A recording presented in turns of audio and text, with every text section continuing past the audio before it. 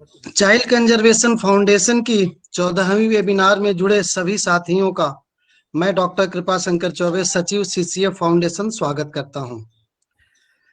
यह सप्ताह 2 से 8 अक्टूबर तक मद्यपान निषेध दिवस के रूप में मनाया जाता है। इसी तारतम्य में आज हम एक ऐसे विषय पर बात करने वाले हैं जो देखने या पढ़ने में तो बहुत छोटा लगता है, किंतु समाज पर इसका प्रभाव उतना ही व्यापक है। नशा न केवल बड़ों बल्कि बच्चों के जीवन को भी बुरी तरह प्रभावित करता है। सुलभ बाल मन पर इसका बहुत ही गहरा प्रभाव पड़ता है। इसी विषय पर बात करने के लिए हमारे साथ जुड़े हैं डॉक्टर RS भाटी। आपने GRMC मेडिकल कॉलेज ग्वालियर से MBBS किया है। पिछले 30 वर्षों से आप नशा मुक्ति और अन्य चीजों पे कार्य कर रहे हैं। Diploma in psychiatric medicine from NIMHANS Bangalore से भी आपने किया हुआ है। आप प्रेजेंट में एज ए साइकेट्रिस्ट काम कर रहे हैं गुना डिस्ट्रिक्ट हॉस्पिटल गुना में। Mental health awareness for mentally challenge children के नाम से आपकी एक संस्था भी चलती है और आप कई सारे डी एडिक्शन सेंटर का आपके माध्यम से संचालन किया जा रहा है। आज का जो हमारा विषय है ड्रग एब्यूज इन चिल्ड्रन, इस पर बात करने के लिए मैं आमंत्रित करता हूं डॉक्टर भाटी को। Over to you Bhati sir. Good evening everybody. जैसा कि सर ने बोला कि नशा एक बहुत ही कॉमन सा वर्ड है जो हम डेली अपने रूटीन में इस्तेमाल करते हैं, लेकिन जो उसका इम्पैक्ट है बहुत ही मल्टी डायमेंशन है। नशा का जो हिंदी अर्थ है जो हम बोलचाल की भाषा में इस्तेमाल करते हैं, लेकिन उसका मतलब है मादक द्रव्यों का सेवन। और इसी प्रकार एक वर्ड इस्तेमाल करते हैं एडिक्ट, यानी लत। अब ये किस प्रकार की चीजें होती हैं या टाइप्स क्या हैं इनके, तो मैं स्टार्ट करता हूँ सबसे कॉमन चीज से। कैफीन जो चाय में होती है और कॉफी में होती है। उसके बाद तंबाकू, निकोटीन गुटखे में होती है, बीड़ी सिगरेट में होती है। उसके बाद आता है alcohol, beer, wine, whisky, cannabis, गांजा बोलते हैं, भांग, गांजा, इसी से बनता है। मार्जुआना, हशीश, चरस, सब इसी से बनते हैं। फिर आता है हेलुसिनेंस, जो कि लेने पर आदमी को जैसे बोलते हैं LSD, बहुत सारे आवाजें वगैरह, एंजॉयमेंट की फीलिंग होती है, वो रियलिटी से कट जाता है। इसके अलावा ओपियोइड्स, जैसे हम बोलते हैं ओपियम से बनने वाली चीजें, ब्राउन शुगर है, स्मैक है, जिसका आजकल बहुत ज्यादा इंडिया में और खासतौर से MP में प्रचलन बढ़ गया है। हमारे यहाँ गुना में आसपास के एरिया में, डिस्ट्रिक्ट में टिकट के नाम से चलती है, टिकट बोलते हैं कोड वर्ड में उसको। इसके अलावा रिलेटिव हेपेटिक्स है, इसमें ड्रग्स आती हैं, अल्फाजलाम, लोराजिपाम, क्लोराजिपाम, ये सब दवाइयाँ आती हैं जिसका इस्तेमाल होता है नशे के रूप में। इनहेलेंट ड्रग्स होती है कुछ जो बच्चे बहुत इस्तेमाल करते हैं, छोटे बच्चे। इनहेलेंट ड्रग के अंदर आता है गैसोलीन को सूंघना, पेट्रोल को सूंघना, वार्निश रिमूवर को सूंघना, ड्राई क्लीनिंग का जो फ्लूइड होता है उसको सूंघना, ग्लूज आते हैं बहुत सारे उनको सूंघना, जो वाइटनर्स होते हैं उनमें जो इस्तेमाल करते हैं उनको सूंघना, शू पॉलिश आती है, स्प्रे आता है उसको सूंघना। कोकेन होता है, कोकेन ड्रग भी इस्तेमाल की जाती है। ये सब कॉमनली यूज ड्रग हैं। ड्रग्स तो बहुत सारी है, इसके अलावा भी बार्बिचुरेट्स ड्रग आती हैं। कई बार ये जो दवाइयाँ मेडिकल यूज की दी जाती हैं पेशेंट को, और पेशेंट उनको अपने लिए नशे के रूप में इस्तेमाल करने लगता है। और आज की डेट में जो सबसे बड़ी और कॉमन प्रॉब्लम है वो इंटरनेट, बच्चों में भी। तो इंटरनेट एडिक्शन भी बहुत ज़्यादा पाया जाता है। और अभी लॉकडाउन के बाद से, कोरोना के बाद से, जब बच्चों को हमने लिमिट कर दिया घर में रहने के लिए और कोरोना का इन्वायरमेंट हो गया, तो ये एडिक्शन इंटरनेट का और ज़्यादा बढ़ गया। क्योंकि हमेशा एक बात होती है ड्रग के साथ में, उसकी अवेलेबिलिटी। तो आज की डेट में बच्चों के साथ में अवेलेबिलिटी बढ़ गई मोबाइल की, क्योंकि उनकी क्लासेस वगैरह भी मोबाइल से हो रही हैं, जूम पे हो रही हैं, तो इस तरह से उनकी अवेलेबिलिटी भी बढ़ गई है। तो इसके कारण भी बहुत ज़्यादा दिक्कतें आ रही हैं। तो ये कॉमन मैंने एक पिक्चर दी है ड्रग्स को लेकर के कि किस प्रकार की ड्रग्स होती हैं, इनके टाइप्स क्या क्या है। अब हम बात करेंगे कि ड्रग्स को हम बोलते हैं आमतौर पे कि आदमी को कब नशे की लत लग गई है। कब वो किसी नशे का एडिक्टेड हो गया है। इसमें जो मेडिकल टेक्नोलॉजी है उसके हिसाब से हम जो वर्ड इस्तेमाल करते हैं, पहला होता है मिस यूज ऑफ ड्रग्स। हम जानते हैं कि ड्रग हमारे लिए हानिकारक है और ये जानने के बाद भी उसका इस्तेमाल कर रहे हैं, तो ये कहलाता है मिस यूज ऑफ ड्रग। फिर ये कहलाता है एब्यूज ऑफ ड्रग। जब हम कई बार ड्रग की मात्रा को अधिक मात्रा में ले लें ड्रग को, तो ये कहलाता है एब्यूज ऑफ ड्रग। फिर आता है डिपेंडेंस ऑफ ड्रग। हम कब कहेंगे कि व्यक्ति को लत हो गई है। तो डिपेंडेंस का फिनोमेना जो होता है उस तक पहुंचने में काफी टाइम लगता है, किसी बच्चे को, किसी बड़े व्यक्ति को भी। तो पहला जो सिम्टम है डिपेंडेंस का, वो होता है कि व्यक्ति को उसके बिना रहा ही न जाए, डिपेंडेंस को लेकर के। तो पहला जो उसका फिनोमेना है डिपेंडेंस में, अगर व्यक्ति को नहीं मिल रहा है तो दिक्कत आ रही है, वो डिपेंडेंट हो गया है। दूसरा फिनोमेना है टॉलरेंस। टॉलरेंस का मतलब होता है कि जो मजा व्यक्ति को पहले एक बार गुटखा खाने में आता था, या एक बार सिगरेट पीने में आता था, या एक पेग विस्की लेने में आता था, उतना ही एंजॉयमेंट अब नहीं आ रहा है। मतलब उतने ही एंजॉयमेंट के लिए अब उसको उसकी मात्रा बढ़ानी पड़ रही है। तो कहलाता है टॉलरेंस। धीरे धीरे उसकी मात्रा बढ़ती जाती है। फिर तीसरा आता है क्रेविंग, बार बार इच्छा होना उसकी। मतलब अगर वो किसी व्यक्ति के आगे बैठा हुआ, उसकी बॉस के आगे बैठा हुआ है, उसको निकोटीन खाने की इच्छा हो रही है, निकोटीन खाता है व्यक्ति और डिपेंडेंट की कैटेगरी में आता है, तो वो बीड़ी पीने, सिगरेट पीने या तंबाकू खाने के लिए चैम्बर से बाहर जाएगा, फिर खा के आएगा, फिर अंदर आएगा। That is called craving. मतलब उसको रह ही नहीं जा रहा, कि मालूम है कि इस इन्वायरमेंट में मुझे नहीं पीना है, फिर भी पीना पड़ रहा है। और चौथा आता है विड्रॉल सिम्टम्स। अगर हम ड्रग नहीं देते हैं तो काफी दिक्कतें आती है। अभी जो हेल्पलाइन है ड्रग्स की नेशनल लेवल पे, ड्यूरिंग लॉकडाउन के पीरियड में जो नंबर ऑफ फोन कॉल थे वो दुगने हो गए थे। उसके पीछे कारण ये था कि विड्रॉल सिम्टम्स आने लगे थे और लोगों का कहना था कि इसको कैसे दूर किया जाए। तो विड्रॉल सिम्टम्स एक बड़ा फैक्टर होता है डिपेंडेंस के लिए।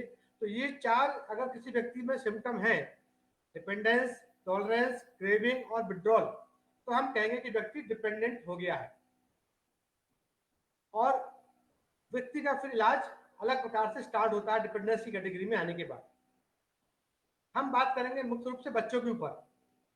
तो बच्चों के लिए रिस्क फैक्टर क्या क्या है, हम कैसे और कब किन बच्चों को हम टारगेट करें, कैसे हम उनको प्रिवेंट करें सब चीजों से। तो रिस्क फैक्टर में आइडेंटिफाई होना चाहिए कि कौन से बच्चे इस कैटेगरी में आ सकते हैं या आगे जाके कन्वर्ट हो सकते हैं। तो ड्रग को लेकर के जो एक ट्रायड है वो बनता है पर्सन खुद, बच्चा खुद या बड़ा, नंबर एक इंडिविजुअल खुद होना चाहिए। दूसरा ड्रग जो वो ले रहा है agent, availability of drug, second triad बनता है। और तीसरा बनता है एनवायरनमेंट। तो जब कभी भी इस ट्रायड में इम्बैलेंस होता है तो वहां पर चांसेस है, अगर हमारे पास दो चीजें हैं, इंडिविजुअल है और एनवायरनमेंट है, अगर हमारे पास ड्रग नहीं है तो कोई नहीं लेगा, अगर ड्रग की अवेलेबिलिटी नहीं है तो कुछ नहीं होगा। अगर इंडिविजुअल है, ड्रग है और लेने का एनवायरनमेंट नहीं है तो भी नहीं ले पाएगा वो। तो तीन चीजें आती है, इंडिविजुअल, ड्रग और एनवायरनमेंट। अब आती है बात की बच्चों पे ऐसे कौन कौन से कारण है प्रभाव डालते हैं।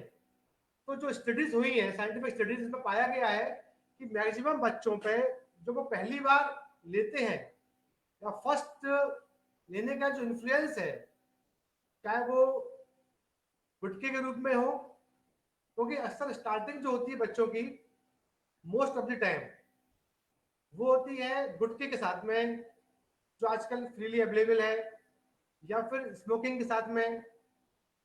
तो हम जब भी स्टार्ट करते हैं ओरल से स्टार्ट करते हैं।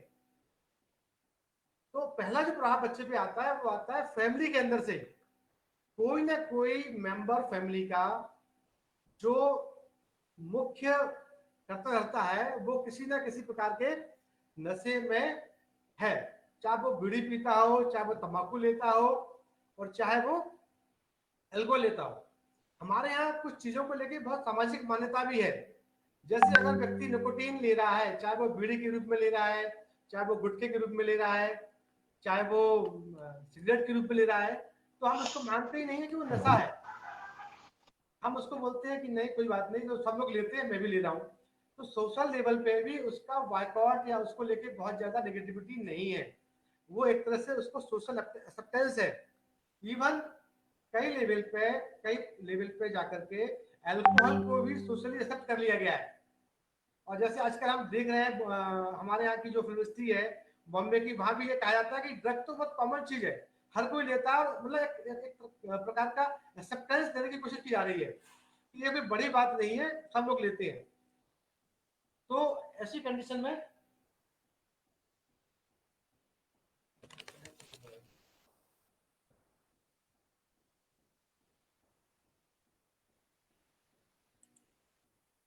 सॉरी डिस्कनेक्ट हो गया था लगता है। तो ऐसी कंडीशन में जो हीरोज हमारे यहाँ के हैं वो भी कहीं ना कहीं अपनी पिक्चर के माध्यम से, अपने रोल मॉडल के माध्यम से बच्चों के मन में प्रभाव डालते हैं कि कुछ लेवल तक अगर हम, हमारे अंदर एनर्जी की फीलिंग हो रही है या हम उस टाइप के रोल में हैं तो ले सकते हैं, परमिट कर सकते हैं, विलेन की भूमिका में हम ले सकते हैं। तो कहीं ना कहीं उसको परमिट करने की टेंडेंसी है हमारे सोसाइटी के अंदर। तो मेरा कहना था कि पहला रोल जो आता है वो फैमिली से आता है, फैमिली का जो प्रभाव है वो बहुत ज्यादा पड़ता है। सेकंड आता है बच्चे की खुद की पुअर सेल्फ इमेज, वो कुछ कर नहीं पा रहा बच्चा, तो उसकी सेल्फ इमेज अच्छी नहीं बन पा रही है, सोशली कुछ नहीं कर पा रहा है, सोशली इंटरेक्ट प्रॉपर नहीं है लोगों से, पेरेंटल रिजेक्शन हो रहा है उसको कहीं ना कहीं, और बच्चों की कंपेयर की तुलना में वो इतना परफॉर्मेंस नहीं दे पा रहा है। तो माँ बाप बोलते हैं कि ये बच्चा तो हमारा बेकार है, अच्छा नहीं है, या ये बच्चा हमारा अच्छा है, बहुत अच्छा काम कर रहा है, कहीं ना कहीं वो फीलिंग आती है। फैमिली डिस्फंक्शन, अगर हस्बैंड वाइफ के बीच में बहुत झगड़े हो रहे हैं, डिस्फंक्शन है, या कई सारे मेंबर्स रह रहे हैं, कहीं ना कहीं वो एक ऐसा माध्यम है जो अच्छा इन्वायरमेंट नहीं बन रहा है फैमिली के अंदर, वो बच्चे के लिए प्रेरित करता है। चाइल्डहुड एब्यूज, चाइल्डहुड एब्यूज चाहे वो फिजिकल एब्यूज हो, चाहे वो सेक्सुअल एब्यूज हो बच्चे का, वो कहीं ना कहीं जाकर के टर्मिनेट होता है एडिक्शन में, क्योंकि बच्चे को उससे रिलैक्स मिलने में, चाहे वो फिजिकल एब्यूज हो चाहे सेक्सुअल एब्यूज हो, बच्चा कंफर्टेबल फील करता है, चाहे वो कुछ किसी भी टाइप का एब्यूज हो रहा हो, नॉन फिजिकल भी, तो भी वो कहीं ना कहीं जाकर के ड्रग लेने के बाद अपने आप को रिलैक्स फील करता है, उस तरफ मुड़ता है। डाइवोर्स पेरेंट्स हैं, सिंगल पेरेंट्स हैं, उनमें बहुत ज्यादा चांसेस होते हैं बच्चों के अंदर लेने के लिए। या over and under control parents का, बहुत ज्यादा प्रोटेक्टिव बच्चे पेरेंट्स हो रहे हैं, या बिल्कुल ध्यान नहीं दे रहे बच्चों के ऊपर, वहां पे बहुत दिक्कतें आ रही हैं। बच्चों के अंदर साइकोलॉजिकल प्रॉब्लम्स हो रही है, जैसे कि छोटे बच्चों में होता है कंडक्ट प्रॉब्लम, बच्चा माँ बाप की बात नहीं मानता है, गुस्सा बहुत करता है, बुलिंग करता है, गैंगिंग एक्टिविटीज करता है, मतलब क्लास के अंदर भी या घर से बाहर भी गैंग लेके चलता है बच्चों के साथ में। तो एक कंडक्ट प्रॉब्लम आती है, जो हमारे सोसाइटी के नॉर्म्स हैं या लीगल नॉर्म्स हैं उनको फॉलो नहीं करता है। एग्जाम्पल के लिए कुछ हमारे पेरेंट्स होते हैं, एग्जाम्पल के लिए कि 12 साल की उम्र में बच्चों को बाइक दे दी, लाइसेंस नहीं है उसके पास चलाने का, तो बहुत कॉमन है, रेसिंग कर रहे हैं बच्चे बाइक से 5 साल की उम्र में चला रहे हैं, लाइसेंस नहीं है, तो लीगल नॉर्म्स को फॉलो नहीं करते हैं। एडीएचडी बच्चे होते हैं जो बहुत हाइपर एक्टिव होते हैं, जो आगे जाके कन्वर्ट हो जाते हैं स्टीलिंग में और ड्रग एडिक्शन में। तो काफी कुछ लोग इनमें से आगे जाकर के कहीं ना कहीं बड़े होकर भी ड्रग कंटिन्यू करते हैं और बहुत ज्यादा एडिक्शन और डिपेंडेंस पर क्रिएट हो जाते हैं। साथ में फैमिली फाल्टी पेरेंटिंग भी है, माँ बाप की जो पेरेंटिंग हो रही है, माँ बाप सोचते हैं कि हम जो कर रहे हैं वो सही कर रहे हैं, लेकिन साइकोलॉजिकली वो पेरेंटिंग प्रॉपर नहीं है, वहां भी हमें दिक्कत आती है। फाल्टी पेरेंटिंग में एक कॉज है पीयर ग्रुप का प्रेशर, पीयर ग्रुप के प्रेशर से भी सॉरी, कई बार बच्चे इसमें इंडल्ज हो जाते हैं कि मैं भी लेता हूँ, तुम भी ले लो, कोई दिक्कत नहीं है, दोस्त बोलेगा उसका। अगर बच्चा मना भी करने की कोशिश करता है तो अगला दोस्त बोलेगा कोई बात नहीं, मेरे घर में किसी को नहीं मालूम है, तुम्हारे घर में भी किसी को मालूम नहीं पड़ेगा, ले सकते हो। तो इस टाइप की बातें की जाती है बच्चों के बीच में। तो कई बार उसके कारण भी होता है, जेनेटिक लिंकेज भी है, जेनेटिक लिंकेज के कारण भी कई बार इसमें आता है। और जेनेटिक लिंकेज में जो स्टडीज हुई हैं बहुत ज्यादा, वो अल्कोहल पे हुई है, और ये माना गया है, 1 मिनट,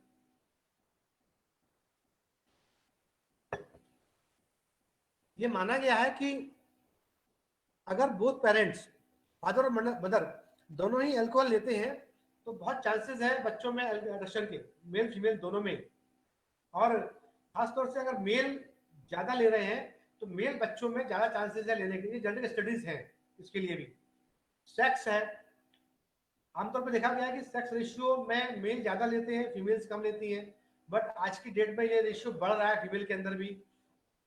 जैसे जैसे लोग ज्यादा अवेयर हो रहे हैं, ज्यादा लोगों के हाथ में मोबाइल इंटरनेट आ रहा है, जानकारी लोगों को मिल रही है, अवेलेबिलिटी ऑफ ड्रग्स, आसानी से ड्रग्स उपलब्ध होती है, उसके कारण भी रिस्क फैक्टर होता है। सोशल नॉर्म्स, जैसे मैंने बात की कुछ जगह सोशल नॉर्म्स को लेके कि ड्रिंक करना सोशली एक्सेप्टेबल है, कुछ चीज लेना सोसाइटी ने एक्सेप्ट कर लिया है, उसको लेकर बहुत ज्यादा दिक्कत नहीं आती है। ट्रैवल बेल्ट के अंदर भी मैंने देखा है कि मैं बस्तर में पोस्टेड था ट्रैवल बेल्ट में, तो वहां पे भी जब लोग अपने, एक दिन लगता था साप्ताहिक बाजार, तो बाजार में जब आते थे बाजार करने के लिए तो पूरी फैमिली बाजार के उपरांत बैठ करके एक पत्ते बनाकर दोना टाइप का, और उसमें डाल करके सब बच्चे भी और माँ बाप भी साथ में लेते थे। वो खुद की बनाई हुई एल्कोहल होती थी।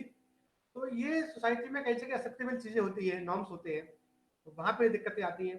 तो ये रिस्क फैक्टर है जो मतलब जानना बहुत जरूरी है कि हमें किन लोगों को फोकस करना है और कैसे इनको हम आइडेंटिफाई करेंगे। जब हम प्लान बनाते हैं चीजों को लेकर के प्रिवेंशन का, तब ये सब चीजें हमारे लिए बहुत महत्वपूर्ण होती है। आगे आता है कि इसका प्रभाव क्या पड़ता है। नशा, कोई भी नशा हो, इसका मल्टी डायमेंशनल इम्पैक्ट पड़ता है।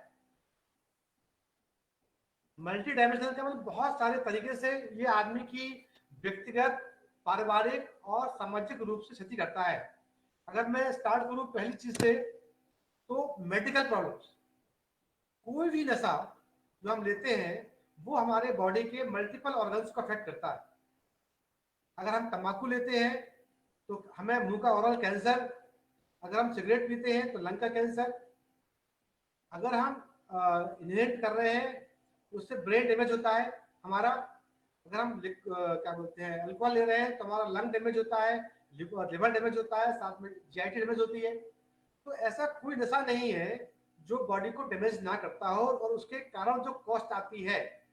मतलब एक स्टडी हुई थी तो ये माना गया था कि गवर्नमेंट ऑफ इंडिया के ऊपर नशे के कारण होने वाली प्रॉब्लम को दूर करने में एक बहुत बड़ा मेडिकल खर्च होता है। तो और इवन अल्कोहल को लेकर के तो ये कहा गया है, जो डब्ल्यूएचओ का डाटा है, कि टॉप 10 इलनेस है बीमारी की, जो इसका जो बर्डन बढ़ता है किसी बीमारी का। इसी प्रकार अगर हम बात करें नशे के बर्डन की, तो ये टॉप 10 में आता है अल्कोहल। अल्कोहल डिपेंडेंस सिंड्रोम बोलते हैं इसको। तो टॉप 10 में आता है कि अल्कोहल को लेकर के जो बर्डन है, फाइनेंशियल बर्डन जिसके कारण हमारे काम के घंटे कम होते हैं सोसाइटी के, गवर्नमेंट के, और मेडिकल बर्डन, दोनों ही तरह का बर्डन पड़ता है, और फाइनेंशियल बर्डन। तो ये है सोसाइटी के ऊपर बर्डन पड़ता है मेडिकल प्रॉब्लम्स के कारण। इसके अलावा फाइनेंशियल बर्डन, अगर हम कोई भी चीज लेते हैं तो उसकी कॉस्ट होती है। अगर हम गुटखा ले रहे हैं, सिगरेट ले रहे हैं, तो उसकी कॉस्ट होती है। अगर हमने एक बार लिया दिन में, और स्टार्ट एक बार से करता है आदमी, ओकेजनल स्टार्ट करता है, पहले स्टार्ट करता है एक बार लेने के लिए, फिर धीरे धीरे उसकी फ्रिक्वेंसी बढ़ती जाती है। तो ओकेजनल स्टार्ट करने के बाद उसकी जो कॉस्ट होती है, जब डिपेंडेंस कैटेगरी में आता है तो ह्यूज कॉस्ट होती है उसकी। तो फाइनेंशियल बर्डन पड़ता है। इस तरह फैमिली बर्डन पड़ता है, फैमिली के ऊपर कई तरह से प्रभाव पड़ता है। आप ऐसा कर रहे हैं तो निश्चित रूप से घर में झगड़े होंगे, निश्चित रूप से आपकी जो इमेज है घर के अंदर वो डिस्टर्ब होगी। आपके ऊपर ना माता पिता का विश्वास होगा, ना आपके घर वालों का विश्वास होगा। तो फैमिली प्रॉब्लम स्टार्ट हो जाएंगी, सोसाइटी के अंदर सोशल प्रॉब्लम स्टार्ट हो जाएंगी, क्योंकि आप अगर नशा कर रहे हैं तो कोई आपकी बात मानेगा नहीं, सुनेगा नहीं। नशे के कारण आप लोगों से कट जाएंगे, तो आपका जो इंटरेक्शन है वो भी कम हो जाएगा। और आपको नशे के करने के कारण अपने फेस सेविंग के लिए ऐसे लोगों के पास जाना पड़ेगा जो नशा करते हैं। तो अल्टीमेटली आपका सोसाइटी से कट हो जाता है काम, और आप ज्यादातर सोशल आइसोलेशन में चले जाते हैं, तो वो पड़ता है। मेडिकल प्रॉब्लम स्टार्ट हो जाती है। कई बार बच्चे नशे में ड्राइविंग कर रहे हैं, नशे में मारपीट कर रहे हैं, नशे में एक्सीडेंट कर रहे हैं, तो ये मेडिकल प्रॉब्लम हो जाती है स्टार्ट। और रिस्क फैक्टर नशे में एक होता है सेक्सुअल बिहेवियर स्टार्ट हो जाता है नशे के बाद, क्योंकि ये पाया गया है कि बहुत जो भी मैक्सिमम हम देखते हैं व्यक्ति की जो क्षमता सोचने की कम होती है, नशे में होती है। तो हम जब देखते हैं रैप या गैंग रेप या मर्डर, तो ये पाया गया कि नशा करने के बाद आदमी के सोचने समझने का सिस्टम काम करना बंद कर देता है। इसे बोलते हैं इनहिबिटरी कंट्रोल। और जो एक्साइटेटरी कंट्रोल होता है वो खुला छूट जाता है। इसके कारण से व्यक्ति ऐसे काम भी कर जाता है नशे में जो नहीं करने चाहिए, चाहे वो ड्रग्स को लेकर के ही हो। हम जानते हैं कि हमें सिंगल निडल का इस्तेमाल करना चाहिए, लेकिन नशा करने के बाद हम कई बार हम नशे की उसमें मल्टीपल प्रेक कर लेते हैं। मतलब कई सारे लोग एक ही निडल से नशा करने लगते हैं, जो इंजेक्शन नशा करते हैं लोग इसी प्रकार से कंडोम का इस्तेमाल नहीं करते हैं। जब गए हुए हैं किसी के पास तो बिना कंडोम के जाकर के भी इस्तेमाल कर सेक्सुअल इंटरकोर्स करते हैं, तो वहां भी वैसे ही दिक्कतें आती है। और हाँ, एक चीज और बताना मैं भूल गया था, इंजेक्टेबल यूजर्स, मतलब नशे का जो इंजेक्शन का इस्तेमाल करते हैं, तो आमतौर पर देखा गया कई सारे तो नशे इंजेक्शन में मिलते ही हैं, लेकिन जो आजकल पाउडर या ब्राउन शुगर स्मेक आ रही है, तो हमारे एमपी में बहुत सारे लोग क्या करते हैं, एविल की वायल में उस पाउडर को डाल देते हैं, और डालने के बाद उसको मिला करके उसको इंजेक्ट करते हैं बॉडी में, अपने आईवी से, मतलब जो हाथ की वेन होती है उससे उसको इंजेक्ट करते हैं। तो हम अक्सर देखेंगे जो क्रॉनिक यूजर्स हैं इंजेक्टेबल, उनके हाथ में बहुत सारे निशान होंगे, ब्लैक ब्लैक ब्लैक, जो बहुत मिलते हैं। तो इस टाइप से रिस्क बिहेवियर होता है। तो ये नशे का जो मल्टी डायमेंशनल इम्पैक्ट है जो पड़ता है व्यक्ति के ऊपर, सोसाइटी के ऊपर, फैमिली के ऊपर और सोसाइटी मतलब हमारी गवर्नमेंट के ऊपर। तो अब इसकी रोकथाम को कैसे की जाए? अब आता है प्रिवेंटिव एस्पेक्ट। प्रिवेंटिव एस्पेक्ट होता है फैमिली का सपोर्ट। ये बहुत जरूरी है कि फैमिली के अंदर एक ओपन कम्युनिकेशन हो, बहुत जरूरी है। हम बच्चे की प्रॉब्लम्स को आइडेंटिफाई कर पाए, उस पर बात कर पाए, और सबसे पहली बात तो ये कि हम उसको प्रॉब्लम के रूप में आइडेंटिफाई करें, कि बहुत सारे पेरेंट्स इसको प्रॉब्लम मानते ही नहीं है। वो सोचते हैं कि बड़ा होगा तो ठीक हो जाएगा, छोड़ देगा, बच्चा है, डांट देंगे, फटकार देंगे, और बोलेंगे अगली बार से नहीं करना, अगली बार से वो चोरी छुपे करेगा। तो अगर बच्चे ने एक बार भी नशा किया है तो इसका मतलब है वो अब उस कैटेगरी में आ गया है, चाहे वो सिंगल यूज हो, ओकेजनल यूज हो, सोशली यूज हो। ये बहुत जरूरी है कि हम इसको प्रॉब्लम माने, और जब हम प्रॉब्लम मानेंगे तब उसे दूर करने का प्रयास करेंगे। दूसरा आता है स्कूल का सपोर्ट। अगर बच्चा स्कूल जाता है तो वहां पे वो निगलेक्टेड ना हो, उसके ऊपर स्टिग्मा ना लग जाए, उसको लेकर के ब्लेम ना करे, तो वहां पे टीचर को भी कुछ कमिटमेंट करने पड़ेंगे कि उसको लेकर सपोर्ट करें। उसकी जो स्कूल की परफॉर्मेंस है, अगर हम उसको इम्प्रूव करते हैं तो निश्चित रूप से स्टडी में पाया गया है कि अगर स्कूल की परफॉर्मेंस इंप्रूव होती है तो निश्चित रूप से नशे करने की लत भी छूटती है। तो ये है पॉजिटिव सेल्फ स्टीम डेवलप करना उसके अंदर। उसके अंदर जो काबिलियत है, अगर हम उसको आइडेंटिफाई करके, चाहे स्पोर्ट के रूप में, चाहे कल्चर के रूप में, चाहे किसी भी रूप में, अगर उसके अंदर कुछ काबिलियत है तो हम उसको आगे लेके आए, उसके अंदर पॉजिटिव सेल्फ स्टीम डेवलप करें, उससे बहुत फायदा होगा। और सेल्फ कंट्रोल करना सिखाएं उसको। तो इस लेवल पे हम जो हमारे प्रिवेंशन में चीजें हैं हमारे को काम आती है। इसके अलावा हमको इन्फॉर्मेशन देनी है बच्चों को, क्योंकि बच्चों ने नशे का केवल एक एस्पेक्ट पढ़ा है। नशे, क्योंकि जब बच्चों को हम बताते हैं कि नशा बुरी चीज है, नशा नहीं करना है, लेकिन जब अपने आसपास वो लोगों को देखता है नशा करते हुए, तब उसके मन में ये आता है कि ये व्यक्ति जो बोल रहा है वो उतना सच नहीं है, और जो कर रहे हैं कई सालों से तो कुछ भी नहीं हुआ है। ये बहुत जरूरी है कि हम उनको प्रॉपर एजुकेशन बच्चों तक पहुंचाएं, प्रॉपर नॉलेज बच्चों तक पहुंचाएं कि ड्रग का इफेक्ट क्या है और किस तरह से काम करता है। बहुत जरूरी है। कम्युनिटी बेस्ड प्रोग्राम बनाने पड़ेंगे हमें, हमें कम्युनिटी को इन्वॉल्व करना पड़ेगा इसमें नशे के लिए। हमको इसमें स्कूल बेस्ड प्रोग्राम बनाने पड़ेंगे। हमको रिस्क पॉपुलेशन जैसे हमारे स्ट्रीट चिल्ड्रंस होते हैं, उनके लिए हमें प्रोग्राम बनाने पड़ेंगे अलग से। हम उनको आइडेंटिफाई कर पाए स्ट्रीट चिल्ड्रन को, और उनके लिए हम कैसे रिहेबिलिट करना है उसके लिए हमें काम करना पड़ेगा। और जो लोग अगर सिंगल यूज वाले हैं या ओकेजनल यूज वाले हैं, उनके लिए अलग प्रोग्राम बनाना पड़ेगा हमें। और जो लोग एडिक्टिव कैटेगरी में आ गए हैं उनको हमें एडमिट करके प्रोग्राम बनाना पड़ेगा हमें। हमें उनको लाइफ स्किल ट्रेनिंग देनी पड़ेगी। लाइफ स्किल ट्रेनिंग का बहुत इंपॉर्टेंस है अगर हम प्रॉपरली दे पाते हैं, क्योंकि हमारे पास इसके लिए एक्सपर्ट्स भी बहुत कम है सोसाइटी के पास, तो जो प्रॉपर मिल नहीं पाती है। तो हमें उसको कैसे रेस्ट करना है बच्चे को सिखाना पड़ेगा कि कब आपको नो बोलना है, कैसे नो बोलना है। नो कम्युनिकेशन कहना बच्चे को आना चाहिए, हर बच्चे को। नॉट ओनली कि हम खाली नशे की बात कर रहे हैं, ऐसी कोई भी बात जो कि एडवर्स है, चाहे वो सेक्सुअल बिहेवियर को लेकर के हो, जहां बच्चे का ज्यादा सेक्सुअली अब्यूज होता है। नशा और सेक्स दोनों आपस में कई बार कॉमनली साथ चलते हैं कि सेक्सुअली अब्यूज हो गया, बच्चा नशा कर रहा है, या नशा कर रहा है इसलिए सेक्सुअली अब्यूज हो रहा है। तो हमें दोनों ही चीजों को लेकर के ना कहना, रेस्ट्रिक्ट करना कि कैसे रेस्ट्रिक्ट करना सिखाना पड़ेगा। ये चीज आती है, सेल्फ इंप्रूवमेंट करना सिखाना पड़ता है, इंटरपर्सनल लेवल पर कैसे बात करनी है, सोशल स्किल डेवलप करनी है, ये चीज सिखानी पड़ेगी। तो इसके लिए ट्रेन पर्सन के माध्यम से इनको लाइफ स्किल प्रोग्राम कराने पड़ेंगे हमको, जिससे बेहतर तरीके से इस चीज को छोड़ पाए। तो ये एक वो था ओवरव्यू जो मैंने बताया। अब मैं बात करता हूँ कुछ पर्सनल एक्सपीरियंसेस के बारे में जो मैं अपना चला रहा हूँ सिस्टम।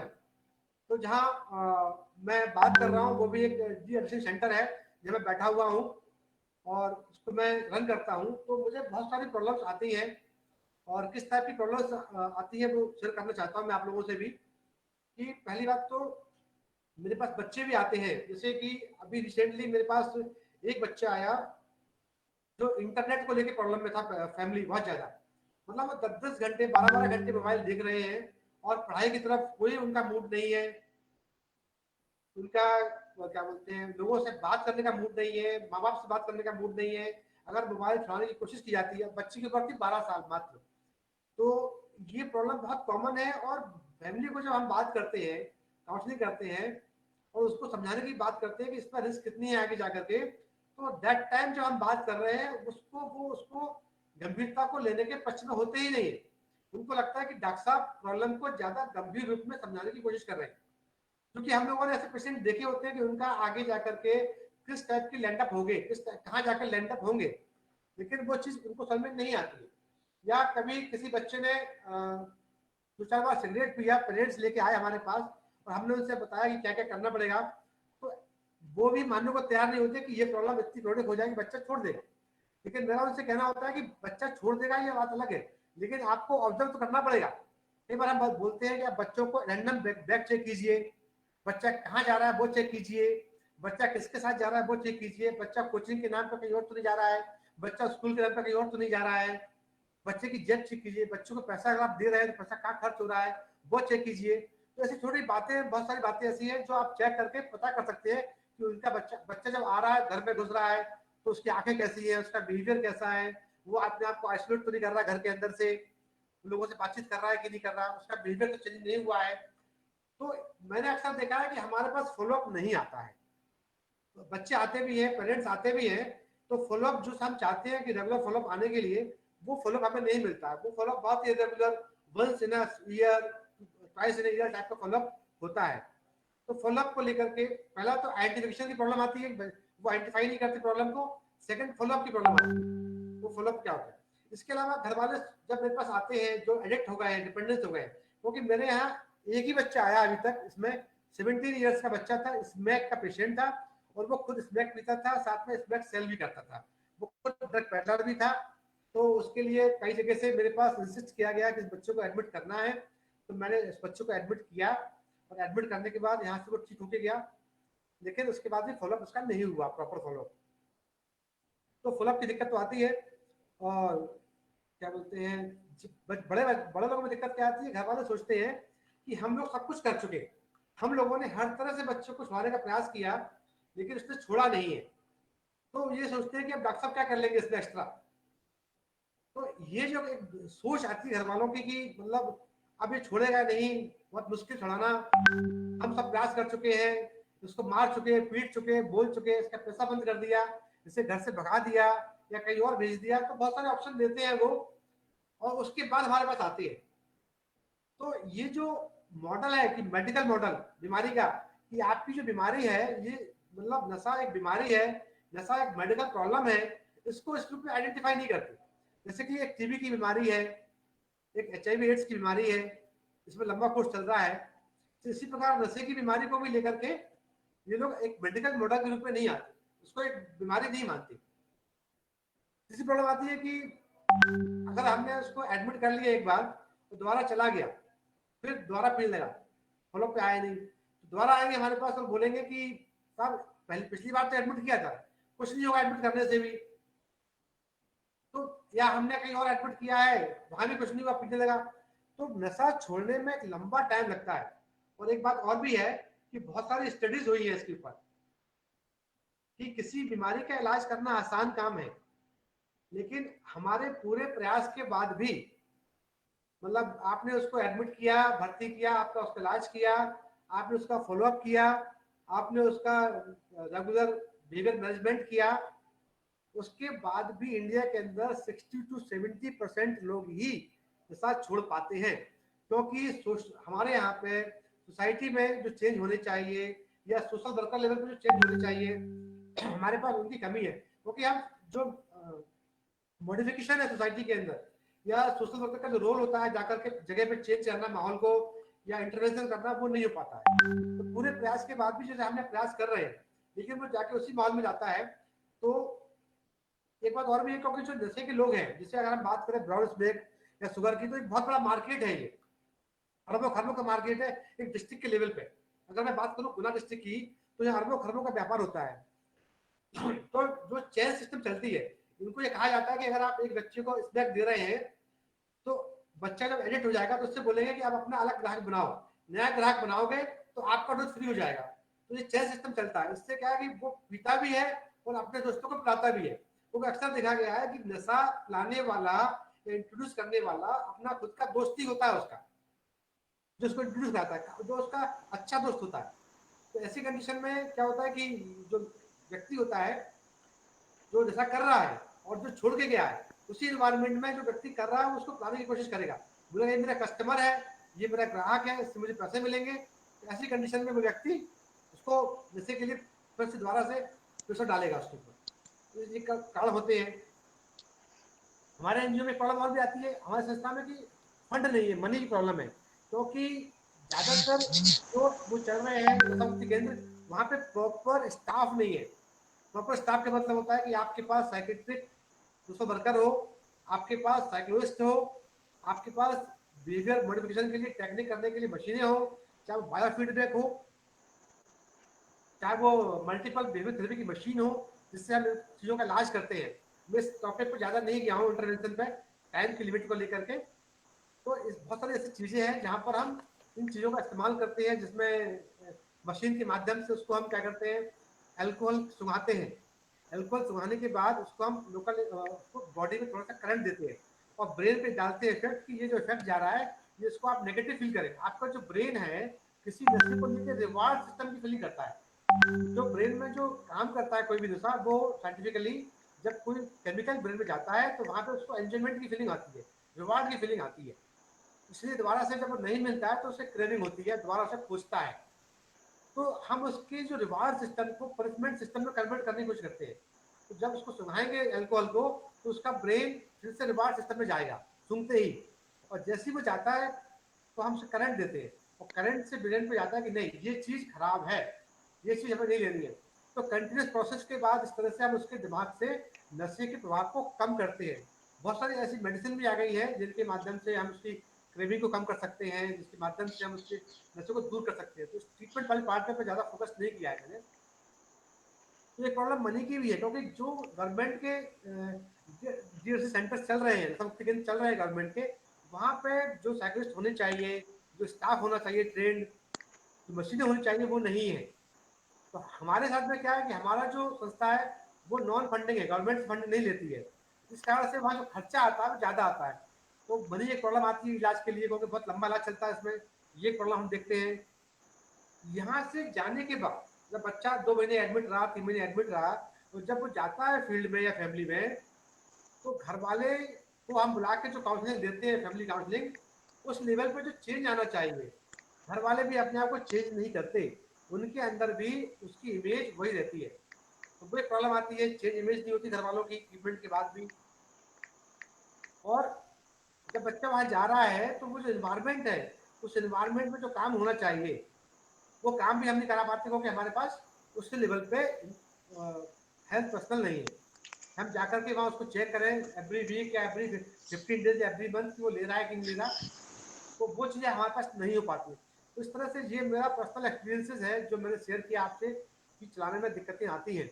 लेकिन निश्चित रूप से ये एक बहुत बड़ी प्रॉब्लम है नशा, और इस पर जितना भी काम हो वो कम है किसी भी लेवल पे।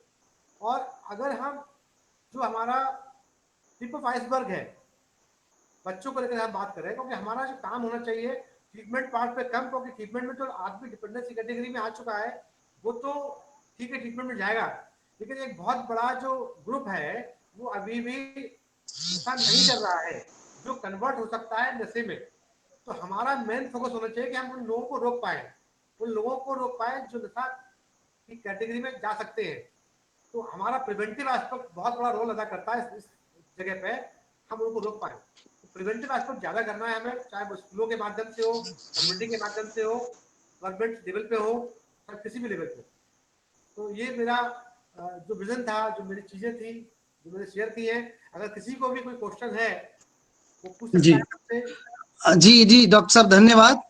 निश्चित रूप से हम आपसे प्रश्न लेंगे। जो प्रिवेंटिव की बात करी आपने, बच्चों को कैसे प्रिवेंट किया जाए, अल्लामा इकबाल फरमाते हैं, नशा पिला के गिराना तो सबको आता है, मजा तो जब है गिरते को थाम ले कोई। तो ऐसे ही लोगों को समाज की मुख्य धारा से जोड़ने का आप काम कर रहे हैं। दो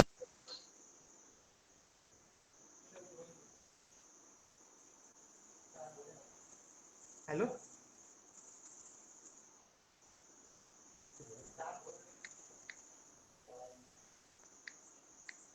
मुझे आवाज नहीं आ रही है।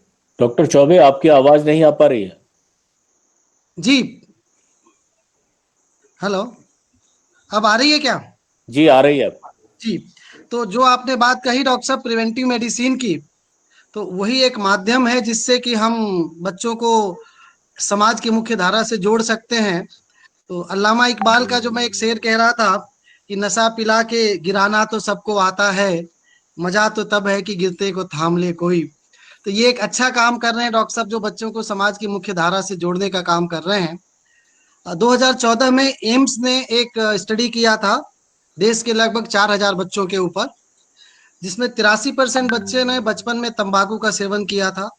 लगभग 67% बच्चे ऐसे तो जो अल्कोहल का नशा कर रहे थे, 35% कोकीन सीड ले रहे थे, लगभग 35% बच्चे वो थे जो इनहेलेटरी ड्रग का इस्तेमाल कर रहे थे। इनहेलेटरी ड्रग वो होती हैं, सुलोचन हो गया, फ्लूइड जो इरेजिंग के काम में आता है, जो हम रेलवे स्टेशन पे देखते हैं कि छोटे छोटे बच्चे सूंघते रहते हैं। इस बारे में हमारा कानून क्या कहता है, इसी विषय पर बात करने के लिए हमारे साथ डॉक्टर दिनेश बिसेन जुड़े हुए हैं। डॉक्टर बिसेन 2008 के आईआरएस अधिकारी हैं। बेसिकली आप एक वेटनेरियन डॉक्टर हैं, असिस्टेंट कमिश्नर और डिप्टी कमिश्नर, काफी जगहों पे असिस्टेंट कमिश्नर और डिप्टी कमिश्नर के पद का निर्वहन किया है। आप joint commissioner GST and custom भी रहे हैं। वर्तमान में आप DRI, directorate of revenue intelligence Indore में ज्वाइंट डायरेक्टरेट के पद पर काम है। आज का जो विषय है एनडीपीएस एक्ट, तो मैं डॉक्टर बिसेन से आग्रह करूंगा कि अपना माइक अनम्यूट करके आज का विषय एनडीपीएस एक्ट पर बात करें। Doctor Bisen, over to you sir. धन्यवाद चौबे साहब, एंड धन्यवाद तो भाटी सर आल्सो, क्योंकि मेरा लिंक लॉ इन्फोर्समेंट एजेंसी की तरफ से है और मुझे अपने आप को एक्ट को चिल्ड्रन चाइल्ड से जोड़ना है या बच्चों से जोड़ना है। मैं सोच रहा था कि इस पे किस तरह से शुरुआत की जाए, तो चूंकि आपने शुरुआत में ही कह दिया था कि इतने प्रकार के ड्रग्स हैं या दवाइयां हैं या चीज़ें हैं जिनका यूज़ और मिसयूज़ होता है और वो एक एडिक्शन के रूप में काम करते हैं। इसको मैं थोड़ा सा क्लासिफिकेशन करने की कोशिश कर रहा था अपने ही लैंग्वेज में। तो मेरा जो व्यू है वो चूंकि एनडीपीएस एक्ट के अंदर है, फिर भी मैं थोड़ा बाहर निकलने की कोशिश करूंगा इसमें। यदि एनडीपीएस एक्ट के ड्रग्स की बात की जाए या नार्कोटिक ड्रग्स और साइकोट्रॉपिक सब्सटेंस की बात की जाए, तो भारत में इनकी लेने वाले ड्रग्स की कैटेगरी क्या होगी उस पर मैं बात करूंगा। और एनडीपीएस के ड्रग्स के अलावा भी कितनी चीज़ें हैं जो आपने अभी शेयर की हैं, ऑब्वियसली वो यूज़ हो रही हैं, अलग अलग तबके में अलग अलग तरीके से यूज़ हो रही है। जैसा कि आपने कहा कि रेलवे स्टेशन में किस ढंग से हो रही हैं, एक लोअर क्लास फैमिली, एक मिडिल क्लास फैमिली, एक अपर क्लास फैमिली, सारी क्लासेस में इस ड्रग्स का क्लासिफिकेशन भी डिफरेंट डिफरेंट हो जाता है। लेकिन मोटे तौर पे कहा जाए तो एनडीपीएस में जो अभी ट्रेंडिंग ड्रग या जो देखा गया है वो एक गांजा उभरता हुआ निकल के आ रहा है। और गांजे को यूज करने के इनके बड़े विचित्र तरीके हैं जो आपको स्कूल और कॉलेज और रेलवे स्टेशन और तरह तरह की जगहों पे मिलेंगे। पुराने जमाने में तो गांजा चिलम में भर के पिया जाता था जो भोले बाबा के लोग होते थे, बट आज के बच्चे और उनके स्कूल के किनारे बड़े डिफरेंट डिफरेंट तरीके हैं। मार्केट में भी बड़े एम्प्टी रोल्स आ गए हैं जो ये इन एम्प्टी रोल्स में या सिगरेट के केस को, सिगरेट का तंबाकू हटा के उसमें गांजा को भर के लोग ले रहे हैं। आपने देखा या सुना होगा या जब कभी वॉक करते होगे या खुले मैदान पर जाते होगे या मैदान के आसपास देखते होगे तो गोगो जैसे प्री रोल्स दिखते हैं गिरे हुए। ये कुछ नहीं है, इनके अंदर आज के बच्चों में या आज के युवाओं ने, या हो सकता है उनमें जवान भी शामिल हो, उन्होंने इसके अंदर गांजा या सिगरेट भर के लिया हुआ है। गोगो है, ओसीबी है, क्राफ्ट पेपर्स है, इस तरह के एम्प्टी रोल्स मिलने लगे जिसमें गांजा ये लोग लेते हैं। इसके अलावा भी इन रोल्स में भांग है, चरस है, अफीम है और स्मेक भरकर ये यूज करते हैं। तो नार्कोटिक ड्रग्स की बात की जाए और साइकोट्रोपिक सब्सटेंस की बात की जाए तो इसमें एक कैटेगराइज हम कर सकते हैं। फिर सेकेंड कैटेगरी आपने अभी ही डिस्कस किया है कि अल्कोहल है, सिगरेट है या तंबाकू वाले प्रोडक्ट हैं, जिसको कोटपा एक्ट रूल्स के अंदर लाया गया है।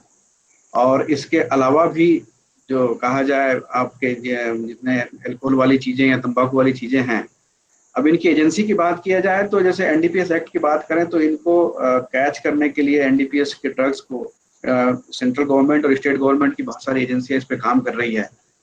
फॉर एग्जांपल इस पे बात करें तो डीआरआई की, एनसीबी है, पुलिस डिपार्टमेंट है और सेंट्रल और स्टेट की बहुत सारी एजेंसियां हैं।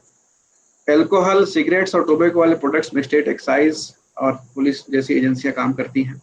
इनके अलावा जो नॉन क्लासिफाइड है, अल्कोहल, सिगरेट, टोबैको और एनडीपीएस तो क्लासिफाइड कैटेगरी में हो गए, इनकी स्पेसिफिक एजेंसी भी हो गई। बट जैसे आपने कहा कि लोकल लेवल पे बहुत सारी चीजें हैं, जैसे पेट्रोल है, सूंघने वाली चीजें हैं, रबर सोल्यूशन को सूंघने वाली, बोनफिक्स को सूंघ, एडेसिव है, व्हाइटनर है, आयोडेक्स है, ग्लू है, बहुत सारे सॉल्वेंट है व्हाइट जैसे आपने यूज किया। अभी धीरे धीरे कफ सिरप भी है। अब नए नए ट्रेंड और चल पड़े हैं, इनके वेपिंग डिवाइस आ गए जिन पे भाप बना के लोग लेते हैं, बॉन्ग्स आ गए हैं, हुक्का आ गए हैं, ई सिगरेट्स आ गए हैं, ऐसे तमाम तरह के बहुत सारे नाम हैं जो ड्रग एब्यूज के कैटेगराइज में आते हैं। अब इसके बाद हम चलें कि जैसा मुझे दायरा अपने दायरे में रह के बात यदि मैं करूं तो जो चाइल्ड है या चिल्ड्रन है, इनके एनडीपीएस एक्ट से यदि इसको लिंक किया जाए, अब मैं सीधे सीधे एनडीपीएस एक्ट की तरफ बढ़ता हूं तो मैं इसको दो भागों में कैटेगराइज करना चाह रहा हूं कि ऐसे ऑफेंस जो चिल्ड्रन के अगेंस्ट होते हैं, बच्चों के अगेंस्ट होते हैं, और ऐसे ऑफेंस जो बच्चे खुद करते हैं। तो पहले मैं बात करूं जैसा कि टेक्निकली टर्म्स में कहा जाए तो बच्चे को ही डिफाइन किया गया है juvenile justice act JJ act में। उसमें कहा गया है बच्चे को कि जैसा जो पर्सन 18 साल से कम का है उसको हम बच्चा कहते हैं। तो जेजे एक्ट की डेफिनेशन में सेक्शन 212 में कहा गया है। अब इसी के आगे चलें तो पहला मैं कैटेगराइजेशन की बात कर रहा था कि ऑफेंसेस अगेंस्ट चिल्ड्रन, तो बच्चों के अगेंस्ट यदि कोई ऑफेंस होता है तो उसमें क्योंकि एनडीपीएस में ऐसा स्पेसिफिक प्रोविजन नहीं कि उनके अगेंस्ट ऑफेंस होता है तो क्या होता है, तो एनडीपीएस एक्ट को लिंक किया जाता है, फिर जुवेनाइल जस्टिस एक्ट से, जेजे एक्ट से लिंक किया जाता है। उसमें ये कहा गया है कि किसी भी बच्चों को यदि कोई भी यदि एनडीपीएस सब्सटेंस खिलाता है या पिलाता है तो उस व्यक्ति को 7 साल तक की सजा हो सकती है और 1 साल का 1 लाख तक का जुर्माना हो सकता है। ये सेक्शन 77 यानी 77 कहता है। फिर भी अगर कोई ऐसा बच्चा है, ऐसा पर्सन है या ऐसा एडल्ट है जो इन बच्चों को ड्रग के पैडलर के रूप में यूज कर रहा है तो उस आदमी के अगेंस्ट में सेक्शन 78 लगता है जेजे एक्ट का। और ऐसा बच्चा जो कि डिसेबल्ड चाइल्ड है और उसको ये एनडीपीएस एक्ट, एनडीपीएस चीजों की काम करने के लिए यूज किया गया है तो इसमें डबल पेनल्टी और डबल पनिशमेंट है जो कि सेक्शन 85 कहता है। तो ये टेक्निकल तकनीकी बातें और लीगल बातें हुई जो बच्चों के अगेंस्ट ऑफेंस होते हैं उस बारे में।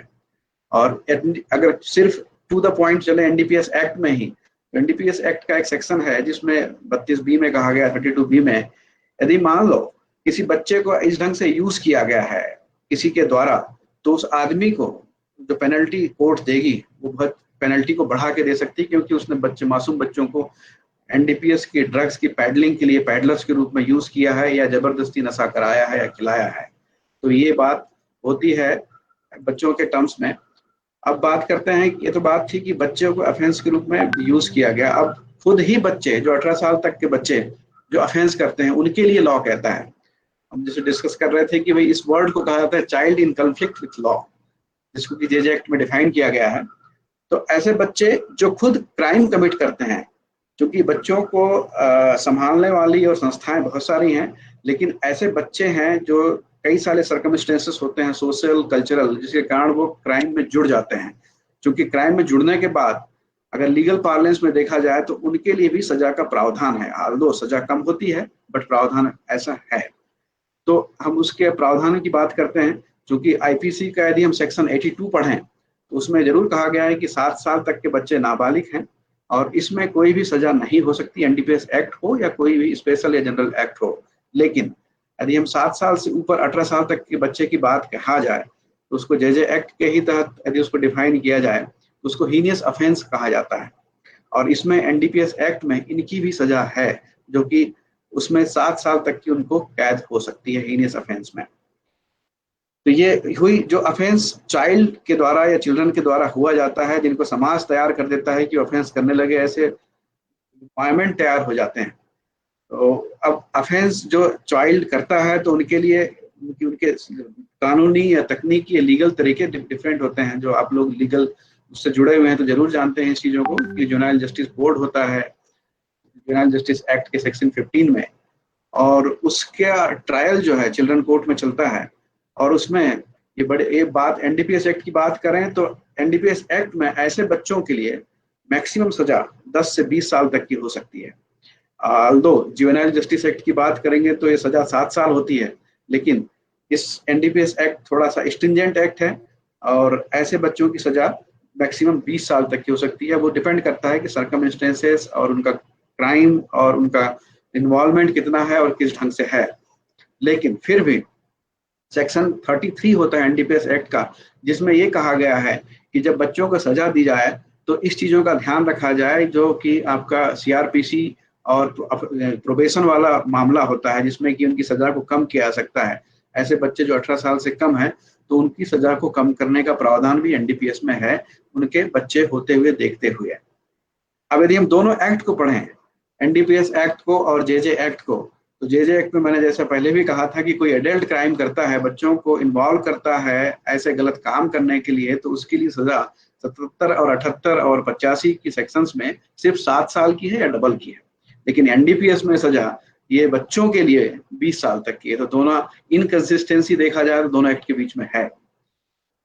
अब बात करें कि एनडीपीएस प्रोविजंस में यानी नार्कोटिक ड्रग्स और साइकोट्रोपिक सब्सटेंस के एक्ट के प्रोविजन में मैंने जो अभी तक बात की वो एक जनरल बात थी कि बच्चे के द्वारा क्राइम क्या किया गया है और बच्चों के ऊपर क्राइम करने के लिए एनडीपीएस एक्ट कैसे जुड़ा हुआ है।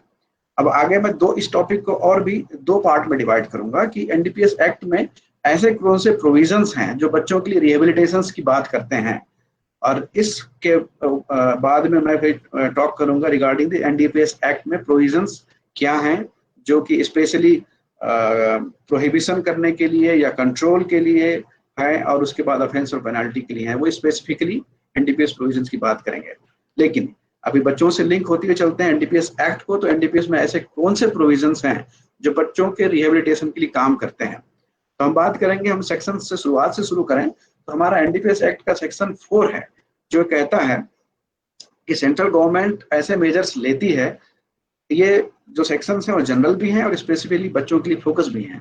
सेंट्रल गवर्नमेंट ऐसे मेजर्स ले सकती है उन चीज़ों को, ड्रग एब्यूज को और इलिसिट ट्रैफिक को रोकने के लिए नार्कोटिक ड्रग्स का, और इसमें स्पेसिफिकली बच्चों के लिए या एडल्ट के लिए उन बच्चों को आइडेंटिफाई करना, उनका ट्रीटमेंट करना, उनका एजुकेशन करना, उनकी आफ्टर केयर करना, उनको रिहेबिलिटेट करना और उनको सोशल मैं कहना चाहिए एक अपनी सोशल धारणा यानी उस में शामिल करना जहां से उनको डी एडिक्ट किया जा सके। ये सेक्शन 4 की बात है। फिर हम दूसरे थोड़ा टेक्निकल है तो उस सेक्शन के नेक्स्ट सेक्शन की ओर चलते हैं जो एनडीपीएस एक्ट का है जो 6 है। इसमें कंसल्टेटिव कमेटी की बात कही गई है, जिसमें narcotic drugs and psychotropic substance consultative committee बनाई जाती है, या सेंट्रल गवर्नमेंट एक कमेटी बना सकती है एक नोटिफिकेशन से। ये कमेटी एक प्रकार की एडवाइजरी टाइप की कमेटी होती है जो एनडीपीएस कंसल्टेटिव कमेटी कहलाती है, जो सेंट्रल गवर्नमेंट को इस एक्ट को, एनडीपीएस एक्ट को, इससे रिलेटेड चीजों को एडमिनिस्ट्रेशन करने में हेल्प करती है। नेक्स्ट हम बात करेंगे कि ऐसा कौन सा फंड है एनडीपीएस एक्ट के अंदर जो इस ड्रग एब्यूज के क्राइम को कंट्रोल करने में हेल्प करता है। क्योंकि फंडिंग, जैसा हम भी आप लोग कह भी रहे थे कि फंडिंग सबसे इंपॉर्टेंट एस्पेक्ट होता है। किसी भी ड्रग एब्यूज या चाइल्ड एब्यूज या चिल्ड्रंस रिलेटेड प्रॉब्लम हो, उनको रोकने के लिए फंडिंग का बड़ा इंपॉर्टेंट रोल है। और फंडिंग के कई सोर्स हो सकते हैं भाई। फंडिंग का सोर्स किसी इंस्टीट्यूशन से आ सकता है, किसी पर्सन से आ सकता है, लेकिन जो नेशनल फंड एनडीपीएस एक्ट के अंदर बनाया जाएगा या बनाया गया है या बनाया जाएगा, दोनों वर्ड यूज कर सकते हैं, डिपेंड करता है। फंड तो बना ही हुआ है, लेकिन उसमें फंड कैसे आएगा, उसका यूज कैसे होगा, इसकी बात एनडीपीएस एक्ट का सेक्शन 7A करता है। सेक्शन 7A कहता है कि सेंट्रल गवर्नमेंट एक नोटिफिकेशन से नेशनल फंड बना सकती है, बनाई है, और इस फंड में पैसा लाने के लिए या तो पार्लियामेंट से अप्रोप्रिएट किया जा सकता है। दूसरा, इस फंड में पैसा आता है जो एनडीपीएस एक्ट में एजेंसीज जो चीजें फोरफिट करती हैं, जो जितने ड्रग पेडलर्स होते हैं या स्मगलर्स होते हैं, उनको हम जो पकड़ते हैं और उनकी प्रॉपर्टी को सीज करते हैं, इस प्रॉपर्टी के सेल से जो चीजें फोरफिटेड होती हैं, इससे भी पैसा जो है national fund control of drug abuse में आता है। तीसरा सोर्स इसका होता है कि जो ग्रांट्स आती है किसी पर्सन से या इंस्टीट्यूशन से, वो एक सोर्स इस नेशनल फंड का होता है। और चौथा फंड इसमें सोर्स से होता है कि इनकम इन्वेस्टमेंट से आती है, जो कहना चाहिए इस प्रोविजंस में पैसा जमा है या उसको इन्वेस्ट किया गया तो वहां से ये एक्रूज होती है। तो ये नेशनल फंड कंट्रोल करने के लिए ड्रग अब्यूज को बनाया गया है एनडीपीएस एक्ट में ही। अब हम नेक्स्ट बात करते हैं कि जो सेक्शन 71 है एनडीपीएस का, वो क्या कहता है। ये भी पुराने डिस्कशन किए उन्हीं से लिंक है कि गवर्नमेंट के पास एक अथॉरिटी है जो आइडेंटिफिकेशन, ट्रीटमेंट और एडिक्ट्स के लिए और एडिक्ट्स के आफ्टर केयर के लिए, रिहेबिलिटेशन के लिए एक कहना चाहिए सेंटर बना सकता है। और उन सेंटर्स में चूंकि एडिक्ट्स का ट्रीटमेंट भी उसकी मेडिसिन से होता है, तो वो भी उसको कंट्रोल रेगुलेटेड वे में सप्लाई की जाती है। ये रिहेबिलिटेशन की बात थी। तो अभी जो एनडीपीएस एक्ट से लिंक्ड जो रिहेबिलिटेशन उनकी मैंने बात की। अब मैं स्पेसिफिकली थोड़ा सा टेक्निकली अंदर और जाऊंगा कि एनडीपीएस एक्ट में ऐसे क्या प्रोविजंस हैं। इसको डिस्कशन करने का पर्पस हमारा ये है क्योंकि ऐसे पेरेंट्स, ऐसे लोग जो ये जान जाएं कि भाई एनडीपीएस एक्ट कितना स्ट्रिंजेंट है, यदि इसमें फंस गया कोई तो वो कितने मुश्किल से बाहर निकलेगा, ये अवेयरनेस भी क्रिएट होना बहुत जरूरी है।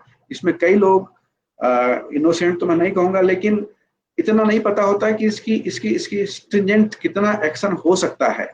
इसके कारण उनकी लाइफ 10 साल और 20 साल तक जेल के अंदर बीतती है। तो उस एक्ट की बात करते हैं हम, यदि शुरुआत से चले इसको।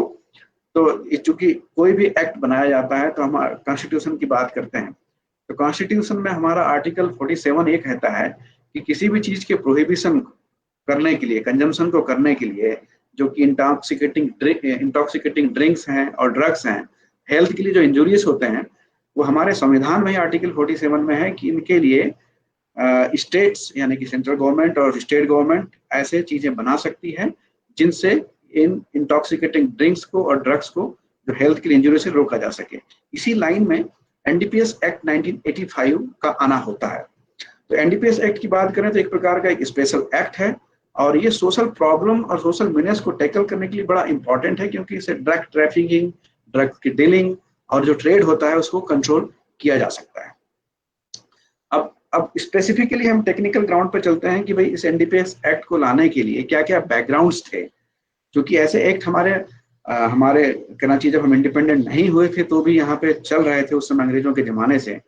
तो इनिशियली जो एक्ट था, एक सबसे पहले हमारे यहाँ इंडिया में जो हमारा जो इंडिपेंडेंट नहीं हुआ था तभी ओपीएम एक्ट 1857 आया था। फिर इसी ओपीएम एक्ट को रिवाइज किया गया तो ओपीएम एक्ट 1878 आया और उसके 1930 में ये 3 एक्ट, ओपीएम एक्ट और डेंजरस ड्रग एक्ट के नाम से आजादी के बाद भी ये चल रहे थे। लेकिन चूंकि इस एक्ट को, इन तीनों एक्ट को देखा जाए तो इनके पनिशमेंट्स के, इनके इन्वेस्टिगेशन के तरीके बहुत सारे अलग अलग थे और हमको इंटरनेशनल नॉर्म्स के हिसाब से एक कंसोलिडेटेड एक्ट क्रिएट करना था। इस लाइन में फिर इंडिपेंडेंट इंडिया में एनडीपीएस एक्ट 1985 आया जिसमें ओपीएम एक्ट 1957, ओपीएम एक्ट 1878 और डेंजरस ड्रग एक्ट 1930 को मर्ज किया गया। और ये जो एक्ट बना इसमें पूरे इंटरनेशनल नॉर्म्स को फॉलो किया गया, इंटरनेशनल एजेंसीज की जो गाइडलाइंस है उसको फॉलो किया गया और इंटरनेशनल डेफिनेशंस को इसमें फॉलो किया गया।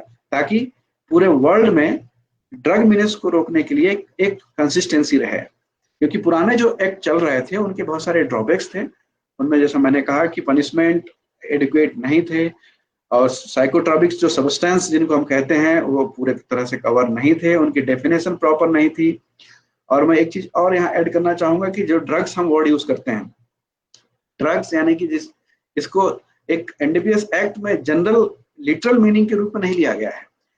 ड्रग्स एंड कॉस्मेटिक एक्ट्स की बात करें, जिसको मेडिकल टर्मिनोलॉजी में बात करेंगे, तो उसमें ड्रग्स की डेफिनेशन एक अलग है मेडिकल सेंस में। लेकिन एनडीपीएस एक्ट में ड्रग्स की डेफिनेशन एक दूसरे तरीके से डिफाइन किया गया है, एक अलग है।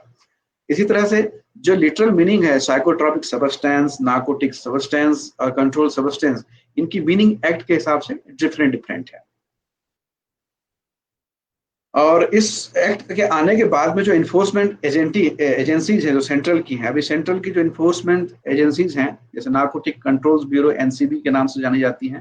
दूसरा सीबीएन है, सेंट्रल ब्यूरो ऑफ नार्कोटिक्स, जो कि डिपार्टमेंट ऑफ रेवेन्यू की एजेंसी है। तीसरा कहा जाए तो DRI, directorate of revenue intelligence, जो स्पेसिफिकली कस्टम एक्ट और एनडीपीएस एक्ट पे काम करता है। और फिर यूनिवर्सल जितने भी स्टेट गवर्नमेंट की पुलिस हैं, उनकी स्पेशल सेल है, नार्कोटिक सेल्स हैं, ये सारे एनडीपीएस को जितने ड्रग्स के उनके इन्फोर्समेंट एजेंसी के रूप में काम करती है। अब इसके जो एनडीपीएस एक्ट के हाईलाइट की तरफ चलते हैं और जो टेक्निकल बातें हैं, इस एक्ट में टोटल 83 सेक्शंस हैं और इसमें ऐसी लिस्ट है जिसमें पूरे साइकोट्रॉपिक सब्सटेंस मेंशन है। ये बहुत ही ज्यादा स्ट्रिंजेंट प्रोविजंस हैं इस एक्ट के, और इसमें इवन जो रिपीटेड ऑफेंडर्स हैं उनके लिए डेथ पेनल्टी भी है। क्योंकि हम बच्चों की बात करें तो ज्यादा हम एडल्ट के प्रोविजंस की तरफ नहीं जाएंगे, लेकिन जितने भी ऑफेंस हैं इसमें, जैसे कि ओपीएम से रिलेटेड हो या एनडीपीएस ड्रग्स की एक्सटर्नल इंटरनेशनल डीलिंग से हो या इलिसिट ट्रैफिक से हो, इसके लिए मैक्सिमम पनिशमेंट की बात कही गई है। एनडीपीएस एक्ट में स्पेशल कोर्ट्स का प्रोविजन है, जिसके सेक्शन 36A के तहत वो चीजें आता है, और इसके ऑफेंसेस जो हैं वो पूरे offences cognizable and non bailable हैं। अब इसके एक्ट में आगे चलते हैं तो एक छोटी चीज है जो हमको कॉमन पार्लेंस में समझनी चाहिए कि भाई कोई भी ड्रग्स या एनडीपीएस एक्ट में जितनी चीजें मेंशन हैं, जैसे वो उनकी स्मॉल क्वांटिटी क्या होती है, जो कि पर्सनल कंजम्पशन की क्वांटिटी क्या होती है और कमर्शियल क्वांटिटी क्या होती है, इसके ऊपर भी उनकी सजा या उनका पनिशमेंट या उनके पेनल्टीज डिसाइडेड होती हैं। तो इसमें चूंकि बहुत सारे नेम्स हैं, करीब 110 के आसपास, लेकिन जो कॉमन पार्लेंस में इंडिया में जो यूज होते हैं उनकी हम बात करें तो बड़ा कॉमन सा सबसे पहला जो आज की डेट में बड़े चर्चाओं में चलता है, इवन पहले भी है, इवन कहा जाए कि हमारे उन जमानों में जो वेदास के जमानों की बात करें तो गांजा उस समय भी था, कैनाबिस उस समय भी था, बट इसका यूज और मिसयूज उसमें बहुत फर्क आ गया है। तो कितनी क्वांटिटी में कैसे पकड़ा जाना है, कौन C small quantity, commercial quantity, पर उसमें छोटा सा एक डिस्कशन अभी और करेंगे। जैसे हम बात करें स्पेसिफिकली गांजा की, एक वर्ड है स्मॉल क्वांटिटी, एक वर्ड है कमर्शियल क्वांटिटी। स्मॉल क्वांटिटी वो है कि जिसको स्मॉल क्वांटिटी से यदि कोई ड्रग्स या जो एनडीपीएस का सबस्टांस है यदि नीचे है, उसकी सजा के प्रावधान अलग है। स्मॉल से लेकर कमर्शियल के बीच में जिनको मीडियम कैटेगराइज कर सकते हैं, उसकी सजा के प्रावधान थोड़े अलग हैं, और कमर्शियल क्वांटिटी से ऊपर है तो उसकी सजा के प्रावधान अलग है। तो स्मॉल क्वांटिटी में यदि गांजा को कहा जाए तो 1 किलो के तक का गांजा जो यदि कहीं पकड़ा जाता है तो उसको स्मॉल क्वांटिटी कहते हैं। और यदि कमर्शियल क्वांटिटी की बात करें तो उसकी 20 किलो की क्वांटिटी कमर्शियल क्वांटिटी कहलाती है। उसी तरह से मॉर्फिन 5 ग्राम तक की यदि मॉर्फिन होगी तो स्मॉल क्वांटिटी की कैटेगराइज में कहलाएगी, और यदि वो 250 यानी 250 ग्राम हो गई तो कमर्शियल क्वांटिटी कहलाएगी। चरस है, हसीस है। चरस और हसीस हमें पता है कि भाई जो ओपीएम यानी अफीम है उसके कोआगुलेटेड फ्लूइड या रेजिन तरह का मटेरियल है जिससे बनता है।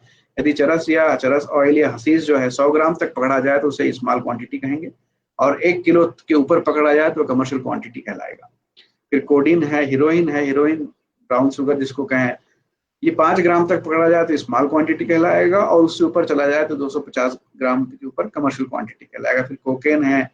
आजकल जो बड़े परिवारों में जिनके कहें कि बिगड़ी हुई बच्चे, जिनमें बिगड़े हुए संतान जिनको वर्ड कहा जाता है, उन बच्चों में कॉमन सा है कि टेबलेट्स लेना, एक टैसी टेबलेट या एमडी टेबलेट लेना, जिसकी स्मॉल क्वांटिटी 0.5 ग्राम होती है, और 10 ग्राम से ऊपर इसको कहा जाए तो कमर्शियल क्वांटिटी कहलाती है। ऐसे बहुत सारे नाम हैं, मेथेम्फेटामिन, एम्फेटामिन, तो ये सारे नाम एनडीपीएस एक्ट के अंदर कैटेगराइज होते हैं। क्योंकि एक्ट 85 में आया था, उसके बाद में बहुत सारे अमेंड हुए। तो यदि बहुत सारे अमेंडमेंट के बाद की बात कहा जाए तो मैंने 3 वर्ड यूज किए कि स्मॉल, मीडियम और कमर्शियल। तो स्मॉल में यदि कोई बच्चा पकड़ाता है, स्मॉल क्वांटिटी के साथ में यदि बच्चा यदि कोई पकड़ाता है या एडल्ट भी पकड़ाता है, तो सबके लिए सजा एक ही है। लास्ट में सजा कम की जा सकती है, जब ट्रायल होने के बाद कन्विक्शन आता है तो जुडिशरी के बिफोर वो सजा डिपेंड करती है कि बच्चों का इन्वॉल्वमेंट कितना है। यदि कोई स्मॉल क्वांटिटी का ड्रग पकड़ाता है तो उसके लिए रिग्रेस इम्प्रिजमेंट की बात होगी 6 महीने की, और फाइन 10,000 रुपए तक का फाइन, या दोनों हो सकता है। फिर हम बात करें कि जो मीडियम क्वांटिटी है उसमें जो रिग्रेस इम्प्रिजमेंट है उसमें 10 साल तक की सजा है और फाइन 1 लाख तक का हो सकता है। फिर हम कमर्शियल की बात करें तो उसमें 10 साल से कम की सजा नहीं होगी, मैक्सिमम से 10 साल से ऊपर की सजा और 20 साल तक हो सकती है, और 1 लाख से 2 लाख तक का उसमें फाइन या जुर्माना हो सकता है। ये 2001 के बाद में ये 3 चीजें आ गई थी। अब इस कोई भी एक्ट होता है तो सबसे पहले एक्ट में एक डेफिनेशन होती है जो सेक्शन 2 में रहती है, वो मैं डिटेल में डिस्कस नहीं करूंगा। लेकिन अब बात करते हैं कि जनरली एक्ट का नेचर जो है ये प्रोहिबिटरी नेचर का एक्ट है, इसमें कंट्रोल और रेगुलेशन की बात कही गई है।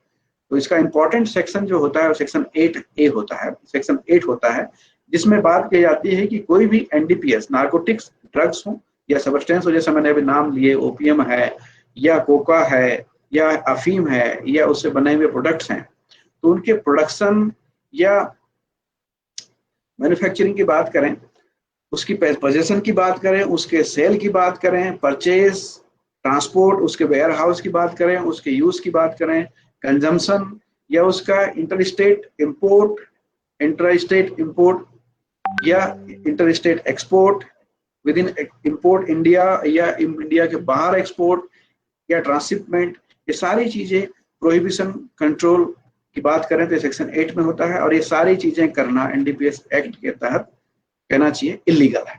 यदि कोई ये करता है तो उसके लिए फिर ऑफेंस और पेनल्टी की बात होती है। फिर बहुत सारे छोटे छोटे सेक्शंस हैं 8 से लेकर 15 तक, जिनको बहुत डिटेल में ना जाके मोटे मोटे तौर पर डिस्कस किया जाए तो सेक्शन 9 जो कहता है सेंट्रल गवर्नमेंट की पावर की बात कहता है रेगुलेट करने के लिए, परमिट करने के लिए और कंट्रोल करने के लिए, कि हम कोका और ओपियम है, जो कोकेन की बात करते हैं, जो कोका प्लांट से बनता है, उनका कल्टीवेशन कंप्लीटली बैन है। कोई भी चीज के कल्टीवेशन, कोका हो या अफीम हो या कहें तो इनका जो कल्टीवेशन है वो स्ट्रिक्टली बैन है, एक्सेप्ट कि जहां कहीं यदि जरूरत होगी तो सेंट्रल गवर्नमेंट, स्टेट गवर्नमेंट्स के नाम के हिसाब से उसको लाइसेंस रूप में मैन्युफैक्चरिंग यानी कल्टीवेशन किया जा सकता है। लेकिन अभी भी हम देखें तो इसका कोका का कल्टीवेशन और ये सब चीजें बैन है। फिर इनका प्रोडक्शन, इनका ओपियम, इनके ओपियम के डेरिवेटिव्स, ये सारी चीजें इससे रिलेटेड जितने भी चीजें बनेंगी वो सेंट्रल गवर्नमेंट की नियम बनाएंगी, उनके मैन्युफैक्चरिंग के, उनके ट्रांसपोर्ट के, उनके सेल्स के, सारे तरह के नियम कानून जो है सेंट्रल गवर्नमेंट बनाएगी, रेगुलेट करेगी, या इसके कानून को बनाने का प्रावधान इन सेक्शंस में है। एक कंट्रोल सब्सटेंस बाद में ऐड किया गया था। कंट्रोल सब्सटेंस ऐसे सब्सटेंस हैं जिसमें कि साइकोट्रोपिक सब्सटेंस या हम कहें कि नार्कोटिक सब्सटेंस की मैन्युफैक्चरिंग की जा सकती है, सिंथेटिक ओपियोइड बनाए जा सकते हैं। तो ये सेक्शन 9A में ऐड किए गए थे। सेक्शन 10 में स्टेट गवर्नमेंट के पावर की बात कही गई है, जिसमें कर्मों परमिट दिया जा सकता है, कंट्रोल किया सकता है या रेगुलेट किया जा सकता है। इन सेक्शनों पर ज्यादा अपन थोड़ी चर्चा कम करेंगे, इन शॉर्ट में इसमें चलते हैं। सेक्शन 12 में कहा गया है कि जो भी एक्सटर्नल डीलिंग्स होगी उस पर रेस्ट्रिक्शन लगा। एक्सटर्नल डीलिंग्स से मतलब इंडिया के बाहर यदि कोई ड्रग्स का ट्रेड करता है या सेल करता है, परचेज करता है या बिजनेस करने की बात करता है तो रिस्ट्रिक्शन सेक्शन 12 में लगाए गए हैं। तो हम सेक्शन 8 से 15 के बीच की बात करें या 14 तक की बात करें तो ये वो चीजें हैं जिनमें कि कंट्रोल, उनके रेगुलेशंस, उनके नियम्स क्या होंगे, सेंट्रल गवर्नमेंट की क्या अथॉरिटी होंगी, स्टेट गवर्नमेंट की क्या होंगी, ये सारी बात कहते हैं, यानी उसके प्रोहिबिशन की बात की जाती है। अब इस प्रोहिबिशन को यदि कोई तोड़ता है, ब्रेक करता है, तो उसके लिए फिर पेनल्टीज की बात की जाती है, क्योंकि यहाँ पे ऑफेंस होता है। इस ऑफेंस और पेनल्टी के एनडीपीएस एक्ट के सेक्शंस की बात करें टेक्निकल टर्म्स में तो वो सेक्शन 15 से 24 के बीच में ये ऑफेंस और पेनल्टी को डिस्कस किया गया है कि जो भी कंट्रावेंशंस होंगे उसकी बात करते हैं। स्पेसिफिकली जाना थोड़ा सा कठिन है, फिर भी हम इन शॉर्ट चलते हैं कि यदि कोई पॉपी स्ट्रा का यदि ऑफेंस होता है तो वो सेक्शन 15 में है। 16 की बात करें तो कोका प्लांट और न्यूज का है। सेक्शन 17 की बात करें तो ओपियम जो प्रिपेयर्ड होती है। सेक्शन 18 की बात करें तो ओपियम पॉपी। तो इस तरह से बड़ी लंबी लिस्ट है, इस पे थोड़ा स्लो चलते हैं। फिर शॉर्ट में कहें तो जितने मैन्युफैक्चरिंग ड्रग्स हैं, उनके प्रिपरेशंस हैं, साइकोट्रॉपिक सब्सटेंस हैं, कैनाबिस के प्लांट हैं, कल्टीवेशन, और इनसे रिलेटेड जो भी काम यदि कोई करता है तो वो ऑफेंस के लिए सेक्शन 15 से लेके 24 के बीच में डिफाइन किया गया है। उनका इंपोर्ट, उनका एक्सपोर्ट, उनके एक्सटर्नल डीलिंग्स, तो ये पूरे ऑफेंसेस को क्लासिफाई किया गया सेक्शन 15 से 24 में। अब इस 15 से 24 के बाहर निकलते हैं तो फिर अब पेनल्टीज की बात करते हैं, जो शुरू होती हैं आपके 26-27 से शुरू होती हैं। तो इसमें हम मोटे तौर पर डिस्कस कर चुके हैं कि यदि छोटी क्वांटिटी में पर्सनल कंजम्पशन की बात होती है तो लगभग 6 महीने या फाइन के साथ या दोनों के साथ हो सकते हैं। फिर कई तरह के ऑफेंस है कि अगर कोई अबेटमेंट करता है, क्रिमिनल कंस्पिरेसी करता है, तो उसमें फिर किस तरह से पनिशमेंट बढ़ जाते हैं। कुछ रिपीट ऑफेंस होते हैं जिसमें सेक्शन 31 की बात कही गई है, इसमें डेथ पेनल्टी तक की बात कही गई है। फिर हम बात करते हैं डेथ पेनल्टी के बाद हम चलें आगे। फिर तो बहुत सारे सेक्शंस इसमें फिर होंगे हैं, जो कि सेक्शन 32 हैं जो कि पनिशमेंट की बात कहता है, जिसमें कि अभी तक कोई पनिशमेंट नहीं हुआ है। तो इनको टेक्निकली जाने के बजाय इस टाइम को हम सेव करते हैं। फिर सेक्शन 32 भी, जैसा मैंने कहा था कि जो मिनिमम पनिशमेंट दिया गया उससे भी ज्यादा पनिशमेंट दिया जा सकता है यदि किसी ने माइनर्स या बच्चों को इन्वॉल्व किया गया है, इन्वॉल्व इस ट्रेड में या इस ड्रग में किया है। तो ये कहना चाहिए एक्ट की स्पेशल बातें थी। इसके मैं सोच रहा हूँ कि एक्ट की बातें को यहीं पे हम विराम देते हैं, और इसके साथ फिर अब जो क्वेरीज होंगी, क्वेश्चंस होंगी, उस पर डिस्कशन करते हैं, उसके साथ आगे बढ़ते हैं। जी जी डॉक्टर साहब, थैंक यू। आपने एक्ट को उतना ही बताया जितना हमें जरूरत थी। निश्चित रूप से, क्योंकि हम थोड़ा बहुत एक्ट के साथ अन्य एक्ट में काम कर रहे हैं, जे एक्ट में काम कर रहे हैं, जुड़े हुए हैं, तो आपने बहुत अच्छे शब्दों में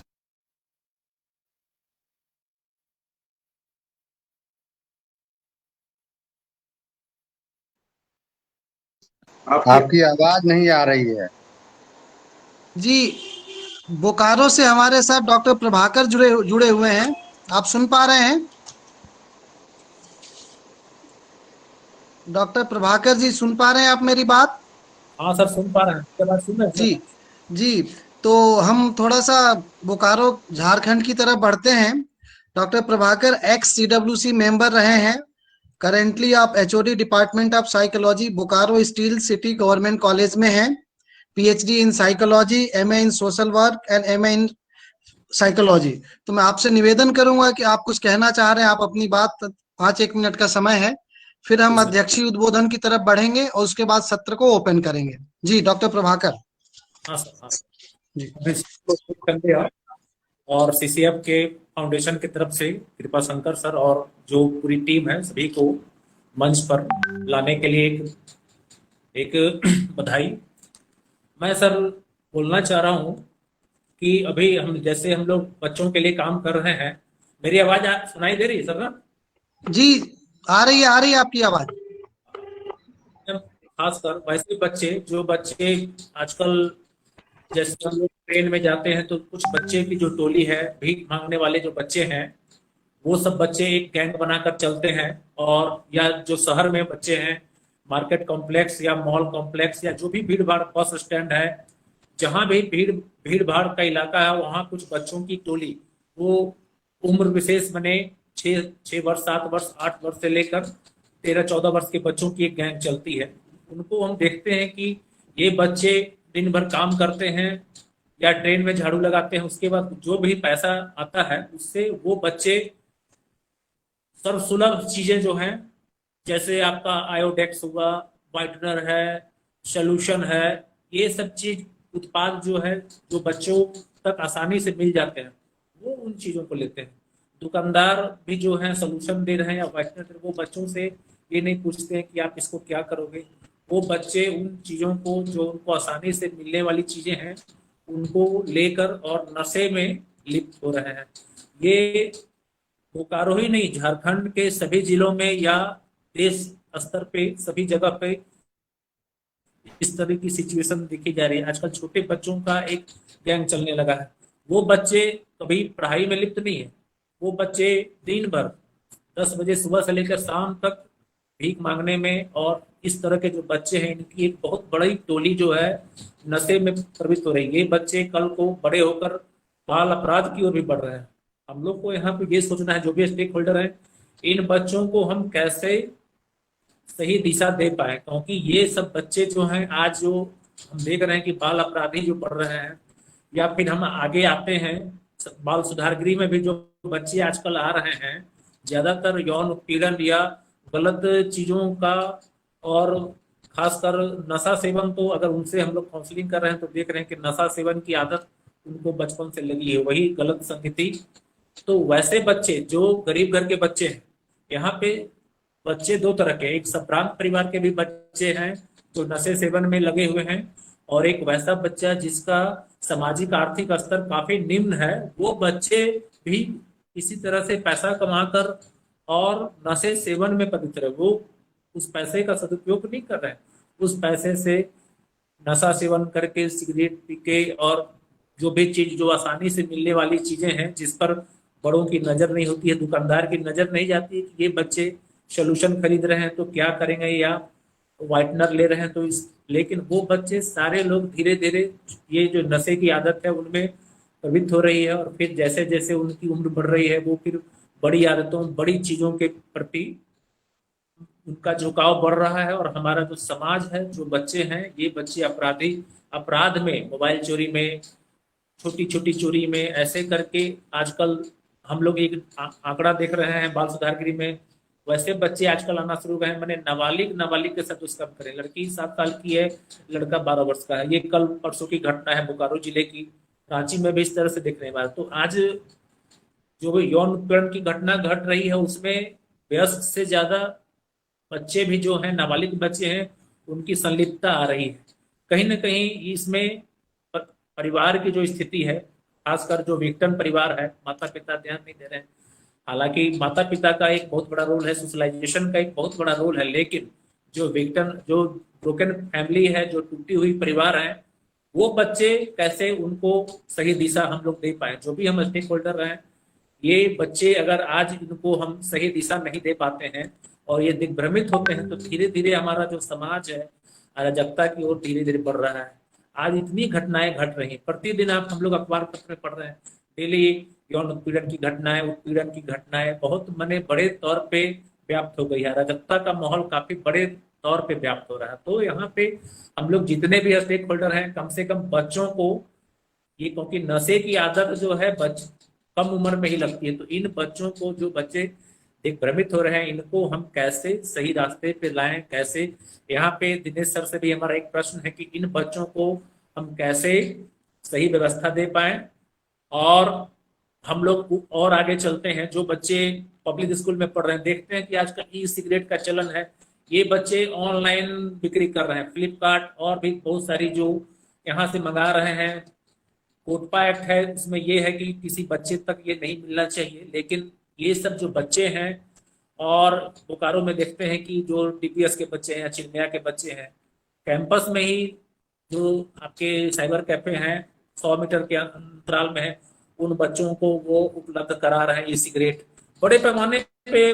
उसमें गांजा, उसमें अफीम, बहुत सारे जो मादक द्रव्य है। आजकल जो बच्चे हैं वो सिर्फ हल्का फुल्का चलन नहीं, वो डीप ये आपका इन सब चीजों में प्रयुक्त कर रहे हैं। तो यहाँ पे है कि जी डॉक्टर साहब, निश्चित रूप से ये हम सभ्य समाज के लिए चिंता का विषय है। और अब हमारा समय जो है, हमारे अध्यक्षीय उद्बोधन की तरफ बढ़ते हैं। हमारे अध्यक्ष डॉक्टर राघवेंद्र शर्मा जुड़े हुए हैं। मैं आपसे निवेदन करूंगा कि सर आज के वक्ताओं का आभार व्यक्त करें, फिर हम प्रश्न उत्तर लेंगे। Doctor Raghavendra Sharma, over to you. जी डॉक्टर साहब सुन पा रहे हैं? डॉक्टर राघवेंद्र, धन्यवाद डॉक्टर सुबेर जी। मेरी आवाज आ रही है? जी आ रही है। बहुत बहुत धन्यवाद डॉक्टर कृपाशंकर जी। आज का सेशन मुझे लगता है हम जितने लंबे समय से इस वेबिनार को चला रहे हैं, बहुत अलग तरह का है और बहुत अद्भुत जानकारियों के साथ है। और मैं डॉक्टर भाटी साहब से पहले भी मिला हूं, और मैं देखता हूं कि गुना अगर मध्य प्रदेश के नक्शे पे हम देखते हैं तो बहुत छोटी जगह है, और बड़े बड़े शहर होते हैं जिसमें भोपाल और इंदौर शहर हैं बड़े बड़े, लेकिन गुना में इस केंद्र को जिस तरह से डॉक्टर साहब चला रहे हैं वो अपने आप में एक बहुत ही अद्भुत है। इसलिए मैं डॉक्टर भाटी साहब का बहुत बहुत धन्यवाद और बहुत बहुत आभार व्यक्त करता हूं कि वास्तव में आप बच्चों के लिए इतनी संवेदनशीलता के साथ, इतनी संजीदगी के साथ बच्चों के लिए काम करते हैं। मैंने उस सेंटर को देखा जहां कुछ जो हमारे मानसिक रूप से भी दिव्यांग बच्चे हैं वो भी वहां आते हैं और उनका भी बहुत एक अच्छा एक सेंटर है वास्तव में। और मैं भाटी साहब से निवेदन भी करूंगा, मैंने डॉक्टर लखन जी से एक दिन बात की थी कि क्यों ना हम इस तरह के सेंटर को आगे पूरे प्रदेश में एक चैन के रूप में चला सकें। जब मैं चैन की बात करता हूं तो मुझे लगता है उससे फायदा यह होगा कि आपके पास एक इतना बड़ा एक्सपीरियंस है और उस अनुभव का अगर प्रदेश के बच्चों को फायदा मिलेगा तो मुझे लगता है कि यह बहुत उपयोगी होगा। दुनिया के जितने भी बड़े काम हुए हैं वो कभी भी बड़ी जगह से छोटी जगह पे आए हो, मुझे ऐसा नहीं लगता। मेरा मानना है वो छोटी जगह से ही बड़ी जगह पर चले हैं, चाहे बड़े लोगों को देखें चाहे बड़े काम के बारे में देखें। तो भाटी साहब मुझे लगता है कि हमारा गुना का सेंटर आप जिस संजीदगी के साथ इसको चलाते हैं, ये मुझे तो पूरा विश्वास है अगर हम लोग इस पर गहराई से विचार करें तो हिंदुस्तान में एक उसकी अलग पहचान होगी और मुझे लगता है हम अधिक से अधिक बच्चों तक उसकी उनके लिए कुछ अच्छा कर सकते हैं। इस उद्देश्य की पूर्ति में बड़ा सहायक होगा। मैं आदरणीय श्री बिसेन साहब का भी बहुत बहुत आभार व्यक्त करता हूं जिन्होंने इस वेबिनार में आकर के इस वेबिनार की गरिमा को बढ़ाया। और हम लोगों को लगता है केवल एनडीपीएस की बात करते हैं हम तो कुछ चंद बातें हम लोगों को मालूम होती हैं, लेकिन इतनी गहराई से बातें हैं, जानकारियां दी हैं आपने। और इस जानकारी के साथ में इस कानून में वो भी प्रावधान है कि इसको रोकथाम या इसके पुनर्वास के लिए क्या क्या किया जा सकता है। ये जानकारी हम लोगों के लिए बहुत नई थी और मैं आदरणीय बिसेन साहब से निवेदन करूंगा कि हम लोग कभी मिल करके इसको व्यवहारिक रूप में कैसे इसका प्रतिपालन कर सकते हैं, इस पे कभी आपसे व्यक्तिगत रूप से हम लोग चर्चा भी करेंगे और इस दिशा में काम करेंगे। और इसमें अगर आपका सहयोग मिलता है तो हम एक इस दिशा में आगे बढ़ेंगे। और मैं धन्यवाद देता हूं हमारे सारे पूरे देश भर के जुड़े हुए लोगों को। मैं अक्सर देखता हूं बांका से जुड़ते हैं, सीवान से जुड़ते हैं, हरियाणा से जुड़े हुए हैं लोग, कलकत्ता से जुड़े हुए हैं लोग, और ये जो सभी लोगों का इसको स्नेह और संबल मिल रहा है। तो ये वेबिनार की श्रृंखला इस तरह से डॉक्टर कृपाशंकर जी चलाते रहेंगे। बहुत बहुत धन्यवाद, बहुत बहुत आभार। मैं अब आगे की कार्रवाई के लिए आदरणीय कृपाशंकर चौबे जी से निवेदन करता हूँ। जी सर, धन्यवाद। डॉक्टर भाटी से एक दो प्रश्न है अभी हमारे पास आया। आपने एक हेल्पलाइन की बात कही थी, आप सुन पा रहे हैं सर? ड्रग हेल्पलाइन, तो वो नंबर क्या है जो हेल्पलाइन नंबर जो नेशनल लेवल पे हम बता सके सभी लोगों को? डॉक्टर भाटी, आप नहीं सुन पा रहे हैं डॉक्टर भाटी? डॉक्टर बिसेन से तब तक हम प्रश्न ले लेते हैं। सर, सीबीडी ऑयल के बारे में पूछा जा रहा है, सीबीडी ऑयल क्या है? इन दिनों टीवी पर खूब चर्चित चल रहा, तो हमारे डॉक्टर अभिषेक श्रीवास्तव हैं सिवनी से, उनका पूछना है कि सीबीडी ऑयल क्या है? सीबीडी ऑयल इसका कुछ दूसरा फुल फॉर्म हो, जब काफी चल रहा हो तो मैं उसकी बात नहीं करूंगा, लेकिन अगर एनडीपीएस एक्ट की बात की जाए तो ये कैनाबिडियोल ऑयल कहलाता है, जो कि जो कैनाबिस यानी भांग होता है उसके अंदर प्रिंसिपल एलिमेंट केमिकल होता है। भांग यानी गांजे की, सॉरी मैं भांग वगैरह थोड़ी यूज कर रहा हूँ, गांजे की बात कहें क्लियर कर, क्योंकि भांग तो हमारे इंडिया में कहना चाहिए कंट्रोल्ड वे में स्टेट एक्साइज के पास में अवेलेबल हो सकता है, कंट्रोल दुकान में लाइसेंस बिक सकता है। लेकिन जो अब थोड़ा सा इसको मैं और आगे जाना चाहूंगा, हम गांजा या कैनाबिस की पेड़ की बात करते हैं तो इसके पेड़ में दो चीजें हैं, एक है आपका फूल और एक है आपका जो जिसमें फ्लावरिंग पॉट्स होता है। तो जो फ्लावरिंग पॉट्स होता है उससे जो बनने वाली चीज होती है वो कहलाता है गांजा। फ्रूटिंग एंड फ्लावरिंग पॉट्स की बात करते हैं तो इंडिया में ये चीजें बैन है। अब इस फ्रूटिंग एंड फ्लावरिंग पॉट्स में दो केमिकल तो बहुत सारे एक्लोराइड हैं जो कि नुकसानदायक हैं, लेकिन दो चीजें सामने उभर के आती हैं, एक है सीबीडी यानी कैनाबिडियोल और दूसरा होता है टीएचसी। तो टीएचसी और सीबीडी ये प्रिंसिपल एलिमेंट केमिकल हैं जो एडिक्शन इफेक्ट देते हैं, इसलिए इसको प्रोहिबिटेड और बैन कैटेगरी में रखा गया है। तो ये सीबीडी यदि ऑयल की बात कर रहे हैं जो बैंड है ये वो है, लेकिन यदि कॉमनली बिक रहा हो तो मैं फिर भी डाउटफुल हूँ कि कॉमनली प्रोहिबिटेड चीजें कैसे बिक रही हैं, ये वाला जी। सोचने वाला प्रश्न है। जी सर, एक प्रश्न हमारे देवदत्त हैं बाल कल्याण समिति होशंगाबाद से, उनका है, स्लम एरिया या निचली जाति के बस्तियों में रहने वाले परिवारों के बच्चों में नशे की आदत ज्यादातर देखने को मिलती है। नशे से मुक्त करने के लिए क्या किया जा सकता है? क्या शासन की तरफ से कोई योजनाएं हैं इसमें? मैं स्पेसिफिकली बात कहूं तो शासन की बहुत सारी योजनाएं हैं, लेकिन जो मेरा दायरा है मैं उसमें यदि इसका जवाब दूं तो चूंकि एनडीपीएस एक्ट की जो एजेंसीज हैं जी। और जो सेंट्रल गवर्नमेंट की एजेंसीज हैं, तो इसमें जो रिहेबिलिटेशन वर्क करने वाली योजना होंगी उनसे मैं ज्यादा उनके टच में नहीं हूँ।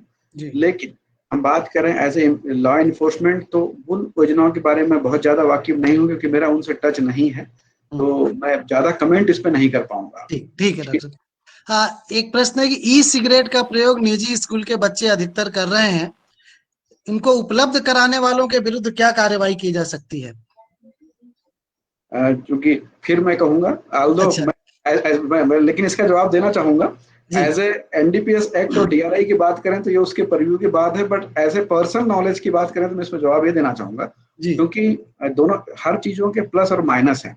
सिगरेट एज ए मैन्युफैक्चरिंग की बात करें तो एडल्ट के लिए बैन नहीं है, तो वो मार्केट में अवेलेबल तो होगी, लेकिन इनकी वही समस्या है जो एल्कोहल और टोबैको की है वैसे ही सिगरेट की है। तो फिर बात आती है कि आप लोगों का रोल या समाज के पेरेंट्स का रोल, जो दिशा देने वाले हैं उन्हीं का ही रोल इसमें आता है। और जहां तक रहा सवाल दूसरा इनका मिसयूज होने का, यदि तो मिसयूज होने के लिए फिर वही संस्थाएं वही एजेंसी काम करेंगी, बट ये एनडीपीएस एक्ट के बाहर है, इस पे कहना चाहिए इम्प्लीमेंटिंग एजेंसीज जो होंगी ये नहीं है। सर, आपने एक और बात अपने उद्बोधन में बताई थी, रिहेबिलिटेशन के लिए कुछ गवर्नमेंट के फंड्स अवेलेबल हैं, वो जानकारी हमको कहाँ से मिलेगी? चूंकि मैंने जो एक्ट के सेक्शंस थे उनको रीड करते हुए डिस्कस किया था, जैसे नेशनल फंड है, रिहेबिलिटेशन फंड है, तो एनडीपीएस एक्ट में इन चीजों को देखना होगा कि जो नोटिफिकेशंस निकले हुए हैं सेंट्रल गवर्नमेंट के, उनमें जाने के बाद में चूंकि मैं एक्सक्लूसिवली लॉ इन्फोर्समेंट से हूं तो मेरा जो दायरा है बड़ा लिमिटेड है। इन लोगों को यानी इन बिजनेस करने वालों को, इन स्मगलर्स को पकड़ना, तो मैं उन चीजों से क्लियर कट वाकिफ नहीं हूं, लेकिन इस पे पता किया जा सकता है कि इसकी एजेंसीज फंड एक ऐसे मिल सकते हैं, कहां से अवेलेबल कराए सकते हैं, उनमें क्या चीजें हैं। जी डॉक्टर भाटी, सुन पा रहे हैं आप मेरी बात? डॉक्टर भाटी, चलिए अब हम इस सत्र को ओपन करते हैं और किसी को प्रश्न पूछना है अपना माइक। जी